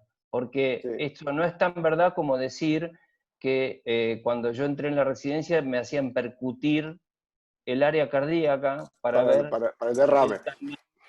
Claro, entonces me parece que, con todo el respeto que yo siento por el doctor Marsili, me parece que cuando uno tiene un método que puede evaluar de otra manera y lo que está pasando, más que el síntoma y el ST, me parece fantástico. Primero, porque el dipridamol puede dar síntomas por por estimulación de los Claro, receptores adenosina, directo. o sea que si yo le doy, te miro a vos, no, pero a alguien más joven, al doctor ahí que está en el cuadrante superior izquierdo, le doy dipridamol, le puedo hacer tener angina. No ST, pero sí angina. Y probablemente para esperar que todos tengan angina y ST voy a ser muy específico, como en la diapositiva que yo mostré, pero Y muy poco poco sensible. sensible. Entonces la verdad que yo preferiría, después veo qué hago con lo que diagnostico, pero para diagnosticar prefiero un método que me deje estar seguro de lo que estoy viendo. Sí. Bien, no sé si con alguien un quiere estrés para ese hacer... paciente Sí. tuyo, ¿hubiera detectado la enfermedad tan extensa? ¿Qué cosa? Un ecoestrés común, un ecoestrés de ejercicio. Lo que pasa es que estos señores habitualmente no hacen ecoestrés de ejercicio, pues son pacientes añosos, Claro, claro. medio que tienen enfermedad periférica, entonces Sí. Es difícil probablemente por eso. a lo mejor puede rendir mucho. Pero por otro lado, mira, yo hice un trabajo y comentándolo con Leslie Shaw, le pareció fantástico, pero cuando vos das dipridamol o adenosina, vos estás matando la fisiología. En realidad estás matando los clústeres de autorregulación, porque los colaterales los puedo matar con eso. Matar, bueno, disculpen, la cosa así medio... Lo que pasa es que la cuarentena me tiene medio... Pero pueden provocar una vasodilatación tal que a lo mejor el territorio que normalmente se va supliendo donde tiene que ir, el vasodilatador es una parálisis de la resistencia. Por eso puede diagnosticar. Entonces nosotros estamos haciendo pacientes con CFR y ejercicio. Y eso es mucho más fisiológico, porque el ejercicio es fisiológico. El otro es un test farmacológico, que es buenísimo, pero es lo que tenemos. Entonces yo, en lo que estoy haciendo con ejercicio hasta ahora, no he visto alteraciones, no tengo una gran serie por ahora, porque es complejo, lo puedo hacer por el equipo que tengo, pero me parece lo mejor que se puede hacer si uno estudia el flujo de reserva coronaria con ejercicio. Y al eco le creo fantástico. Esto lo que tenés que tener es un buen operador y un operador confiable. O sea, si bien estoy esperando en la cascada isquémica un paso más, que es que tenga trastorno de la motilidad, que sea cuantificable. Los equipos de eco son fantásticos. Ahora, Vanina, ¿cuántos pacientes con hipertrofia ventricular reciben strain? ¿En cuánto se hacen strain? Y nosotros le tratamos de hacer a todos. Ustedes, porque vos estás buscando eso. Pero vos mandás a un paciente a hacer un eco y no te vuelve con strain un paciente con hipertrofia de mayor de 75 años. Porque tener un eco con strain son unos cuantos miles de dólares y ¿por qué no lo hacen? No lo hacen. No lo hacen. Los cardio-oncológicos, que uno los busca bastante. También podría llegar a cuantificar un poco lo que es la disfunción de fibra y podría llegar a ser un poquito más específico que solamente la motilidad. No sé, Jorge, vos qué pensás en ese sentido. Totalmente lo mismo que vos, siempre. Nosotros lo buscamos mucho, nos apoyamos mucho en esa herramienta, pero bueno, como dice el doctor, no es la mayoría, porque bueno, ya tenerlo ya es una limitación muchas veces, ¿no? Lo importante es que uno se vaya, creo que en las miocardiopatías, creo que lo importante es que uno se vaya instalando, como para que el paciente tenga un bote salvavidas para poder subirse. Entonces, este conocimiento de que ustedes tienen la herramienta y lo pueden hacer, la verdad que es fantástico, porque uno puede estar tranquilo que manda a un paciente a hacerse un estudio en donde le están buscando algo que normalmente no se busca en otro lado, ¿no? Bueno, vamos a ir cerrando esta charla que fue realmente excelente. Agradecerle a Vanina. Sí, adelante. ¿Le puedo preguntar algo, Marcelo? No. Vale. ¿Vos pensás que con el isquemia va a pasar lo mismo que pasó con el Stitch? Absolutamente. El Stitch, Yo cuando también. nosotros, yo no sé si vos escuchaste una vez, yo hice una presentación donde ponía la cantidad de estudios que recibíamos los cardiólogos nucleares, que era el 0,75%, eran para viabilidad miocárdica, y después el Stitch aumentó al 0,98%. O sea, si no vivíamos de la viabilidad antes, no vamos a dejar de vivir, pero no bajaron los estudios. Yo creo que todos siguen pensando que la viabilidad existe. Y con el isquemia todos sabemos que el tipo que se le vuela la cara anterior hay que revascularizarlo. A mí me parece que... Vos mostraste hoy eso, y no sé si, disculpen si a alguno se le enfría la sopa, pero acá todavía no. Pero lo que no sabemos, el estudio de isquemia tuvo tantas dificultades como todos los fantásticos estudios del NIH que cuestan millones de dólares, creo que este salió 110 millones de dólares, y que el reclutamiento es bizarro. Primero, no hay paciente para reclutar. Después, el señor médico o la señora médica, ahora hay que estar así correctos. Sí, los médicos y los médicos, digamos, que piden, que deciden sobre sus pacientes, deciden con el diario del lunes. Entonces, un señor que tiene 18 vasos con un ventrículo más, no lo mandaban, pero ni loco lo mandaban a randomizar. Entonces, sí, perdón. No, cuando a mí me invitaron a participar del estudio isquemia, y eso incluso se lo dije a Leslie yo digo, yo no voy a poder randomizar un tipo cuyo cardiólogo me llama y me dice, che, escúchame una cosa, vos sos loco, te haces, ¿cómo vas a randomizar a este tipo que tiene la DA colgada y tiene una isquemia del 17%? ¿Y qué cara le pongo yo si el tipo le va mal? Es muy difícil randomizar a esos pacientes. Claro, ¿qué le decís al señor que tiene 3 hijos Claro. y que vuelve a la casa con 3 vasos sin tronco, pero con 3 vasos con 60%? Esos pacientes no están. No, Entonces se me murió parece por un que, fin noble, le podés decir. Además claro, llama la atención la cantidad de pacientes randomizados que eran asintomáticos. El cuestionario previo de Seattle de alrededor del 35% eran pacientes Sí. que no tenían angina. Primero iban a randomizarse todos con estudio de perfusión, después no, Después después no, después del empezaron a 10 al meter, 5.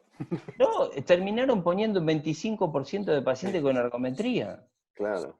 Y Entonces, bajando el monto isquémico digo, también. Y pero, bajando el monte isquémico y también. baja- Sí, pero yo no quise torturarlo tanto ni masacrarlo tanto el estudio de isquemia, porque si no parecía como que era un conflicto de interés, pero Pero realmente fue muy difícil ese estudio. La es Fundación que a mí, Favaloro, 10 pacientes en 6 años con todo lo que revascularizan. escuchame una cosa, el Courage, ¿a vos te causó un conflicto de interés? No, El no, isquemia tampoco, digamos, no. me parece Nos que, dio confort operativo para los pacientes que no gritaban. claro, bueno, a ver, la medicación ahora es como el teléfono que yo mostré, la medicación Claro. de ahora no es la misma que antes, y los hemodinamistas, no sé si hay algún hemodinamista a bordo, nos van a decir que los stents de antes no, pero los de ahora tienen GPS, USB, podés escuchar música, ¿viste? O sea, las cosas van cambiando 2 tratamientos avanzan. permanentemente. Exacto, entonces E me parece, independientemente de los tratamientos, los pacientes se complican. Porque hay dimensiones que seguro que no estamos viendo todavía. fíjate que uno de los países que más pacientes aportó fue India, La India. que tiene muy mala hemodinamia. ¿Qué van a hacer, pobre tipo? Más sí, lo randomizo. Claro, hubo centros con diferencia de tolerancia a la isquemia. Exacto. En los médicos, no en los pacientes. Y acá lo que creo que es crucial es entender que vos estás randomizando 2 estrategias. No estás randomizando pastilla versus stent. Eso es mirar, eso es mirar homeopáticamente el estudio. Me parece que todavía tampoco sabemos cuál es el clúster isquémico, como la diapo que vos mostraste de Jakamovich, que a lo mejor es 20% Claro. ahora. Yo creo que la decisión es tan compleja que un abordaje tan reduccionista como un ensayo clínico es muy difícil que demuestre algo que te vaya a cambiar tu concepto médico. Para mí, el Stitch fue eso. La viabilidad, ni siquiera buscaban la coherencia geométrica en la viabilidad para ver si... El concepto de universalizar una conclusión y exportarla a todos los pacientes no parece ser lo más adecuado, ¿no? No, porque además Por no suerte tenés... no lo hacemos. Claro, bueno, pero hay mucho problema en decir, bueno, primero el intervalo de confianza, ¿no? Que quiere decir que N cantidad de veces vos haces el estudio y te va a salir así y otras veces no. Pero ponele. Digo, cuando vos estás dando algún tratamiento, estás pensando que el paciente, te voy a decir una estupidez, disculpen la pavada que voy a decir, pero el paciente tiene que ser un paciente isquemia.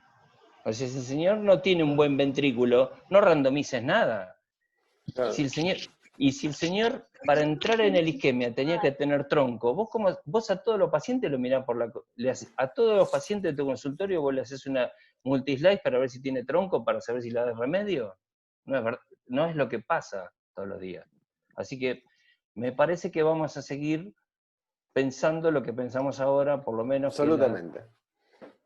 viste, los medicamentos son muy buenos y que cuando por ahí tenés una extensa área isquémica es mejor estar con un Cubierto. stent. Sí. Aún así, el tratamiento médico óptimo se alcanza en alrededor del 41% de la totalidad de los pacientes. Los A pesar objetivos de se eso. alcanzaron en un Los 40%, en un 41%. Pero ya arrancamos. Y salieron Claro. de un 20% basal que ya estaban llegando Exacto. a Bariloche casi, o sea, Exacto. estaban muy bien medicados. LDL debajo de 70, con tensión sistólica normal, sin fumar, o sea, eran pacientes ideales, era lógico que iba a dar así. No eran argentinos los pacientes. Bueno, para terminar, tenemos la última pregunta. Preguntan si entonces sirve hacer perfusión con test de frío, Alejandro. A ver, sin medir la reserva coronaria, la verdad, en mi experiencia previa, o sea, en el Hospital Argerich, nos servía. Nosotros hicimos este testeo a partir de los trabajos de Jasinger, allá hace, no sé, más de 20 años. Conseguimos acetilcolina, estudiábamos a los pacientes en hemodinamia, después los estudiábamos en cámara-gamma. Lo que pasa es que esos pacientes eran muy enfermos, muy enfermos. Entonces, tenían defectos de perfusión. Hemos sido muy específicos en aquel momento y muy poco sensibles. Yo creo que si vos no tenés flujo de reserva coronario, me animaría a decir que es mejor tener un estudio de motilidad. Es decir, si tenés un buen laboratorio de eco, me parece que rendiría mejor si vas a hacer un test del frío para ver si el paciente tiene un comportamiento anormal durante el frío de su función cardiovascular, le trataría de hacer un eco.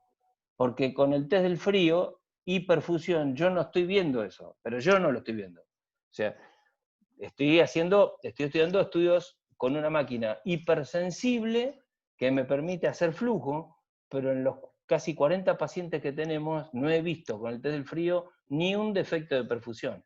Así que por mi experiencia actual lo desestimo. Preferiría cruzarme al laboratorio de eco y que le hagan un test del frío con eco. Y Gracias. para terminar, ¿cuáles serían los grupos que se benefician más para la evaluación de flujo y reserva? Ya hablaste de diabéticas, mujeres, ¿algún otro grupo que se pueda beneficiar? Dos escenarios para mí. Uno, los pacientes que yo digo del doctor Belcastro. El doctor Fernando Belcastro es el médico de nuestro instituto que sigue a los pacientes periféricos. Fumadores, monórreno, diabéticos, con 260 de TGO, todo la peor situación. Bueno, yo creo que en esos pacientes, en los pacientes Belcastro, los pacientes con mucha prevalencia, me parece que encontrar un defecto pequeño de la perfusión no es decir graciosamente que tienen bajo riesgo. Entonces, a los pacientes de este grupo, yo los estoy a todos estudiando. Esto no está, o sea, no se paga, este estudio es una cosa que te compraste una máquina y no les quiero decir cuánto costó, para hacer lo mismo que estoy haciendo con una que me puedo comprar usada, pero bueno, me divierto. Entonces, en esos pacientes que tienen tanta prevalencia, me parece que estaría bueno, porque uno puede, cuando el paciente tiene mala reserva coronaria, ya pasar a la anatomía. O si sabe que tiene una anatomía con compromiso no de tronco, que tiene 1 o 2 vasos, pero que tiene el flujo de reserva coronario malo, lo mejor que le puede pasar a ese paciente es revascularizarlo completo. Que eso fue el trabajo, el paciente número, bueno, el 1 que yo mostré del grupo de Marcelo Di Carli, de la doctora Tacchetti, que muestra que los pacientes que tienen mal flujo con lesiones coronarias, lo mejor que le puedes hacer es revascularizarlo. Después no sabes cómo está. Con cirugía, ¿no? Con cirugía. Porque la angioplastia no anduvo bien para eso. No. Eso a mí me llamó la atención. En ese grupo. En ese grupo. Yo creo que si yo me la tengo que jugar, y tengo un buen equipo quirúrgico, me voy a la cirugía. Ahora, si se me muere, si tengo 10% de mortalidad quirúrgica, no. Claro, o nunca tengo buena ventana en eco, entonces no me voy a... O siempre tengo trastornos varios en la perfusión relativos, como se ven en muchos servicios. Bueno, qué sé yo. Esto es praxis, ¿no? Entonces, en cada lugar uno hace lo mejor que tiene. Y cuando tenés todos buenos, entonces ayudémonos y pensemos. Mira, a mí me gusta mucho cuando voy cuando he ido al laboratorio de Marcelo Di Carli en Harvard, no viene un estudio pedido de eco, ni de... Llama por teléfono a Peter Levy y le dice, Marcelo, tengo un paciente que quiero que lo estudies. Y ahí ven, ¿qué le hacemos? ¿Resonancia? ¿Le hacemos PET? ¿Le hacemos eco? ¿Qué le hacemos? Y eso sería fantástico. Cada uno de nosotros hace una cosa, pero el poder tener la cabeza abierta para decir, bueno, pensemos qué es lo que mejor me va a rendir a mí para estudiar. Y por otro lado, ¿qué voy a hacer con el resultado? Yo les mostré en pacientes estudiados a los 6 meses. Che, Ale, ¿hay que estudiar a los pacientes a los 6 meses? No, estoy aprendiendo que es 6 meses. No tiene una justificación que lo estudie a 6 meses. Pero está bueno que yo se lo muestre para ver qué pasó. Me queda la última pregunta y cerramos. ¿Qué hacemos con las isquemias balanceadas? No están los fideos acá todavía. Yo creo que la isquemia balanceada existe. ¿Qué es más probable? ¿Que el COVID mate a un señor de 75 años diabético, monorreno y EPOC? ¿O a un señor de 35 años que se va en bicicleta a andar 26 kilómetros? Esa es la respuesta. Entonces me parece que si vos tenés un señor con alta carga, alta prevalencia de enfermedad coronaria, tenés que estar más atento. Entonces, cualquier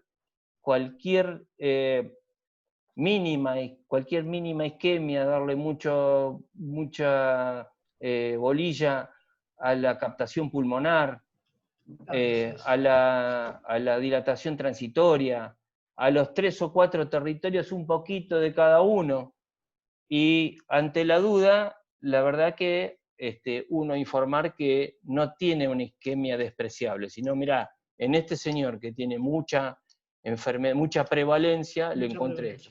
Y en ese grupo de pacientes dicen que hay cerca de un 20% de estudios con isquemia balanceada. Entonces lo que hay que hacer es tener en cuenta todo. Si hace CT, si la presión no sube como tiene que subir, si tiene captación pulmonar, sobre todo captación pulmonar, eso es muy importante, la dilatación transitoria y ajustar mucho el micrométrico y ser muy sensible porque estás trabajando con gente con mucha prevalencia. Además, el paciente que tiene isquemia balanceada tiene enfermedad coronaria extensa de la vieja época y seguramente tiene score de calcio. A esos pacientes que tienen mucha carga aterosclerótica y cuando hay alguna duda, no hay ninguna duda, lo estudiás y chao. Sí, sí. Probablemente también la evaluación de esfuerzo también sea positiva. Sí, si puede pedalear, sí. Eso es interesante, digo, en esta época, tener en cuenta eso, ¿no? Que yo ahora, viste, cuando entro así, y digo, y la falta de especificidad, y saco el paper de Inoka, el de cosas. Estoy siendo irónico, ¿no? Digo, el mundo da vueltas y tenemos excelentes estudios anatómicos no invasivos como la tomografía, pero también tenemos excelente información fisiológica. Entonces mezclemos las dos cosas y barajemos de vuelta. Me parece que tener muy en cuenta la gente, las señoras sobre todo, posmenopáusicas, que tienen angina, que antes le decían, vaya tranquila que no tiene nada. Bueno, ahí están publicándose los Inoka, los Minoka, el estudio Cormick Trial, y un montón de cosas que nos dicen, che, es lo que mostró Marcelo hoy, el registro danés. Bueno, escúchenme, por eso yo empecé con la diapositiva del año 83, ahí era todo coronaria, toda anatomía y nada más. Y hoy tenemos mucha información fisiológica, que tampoco es todo eso, la verdad está en el medio en general, ¿no? Bueno. Salvo en mi casa, que la verdad... Lo tiene la señora. Hemos recibido por chat numerosas felicitaciones para los expositores.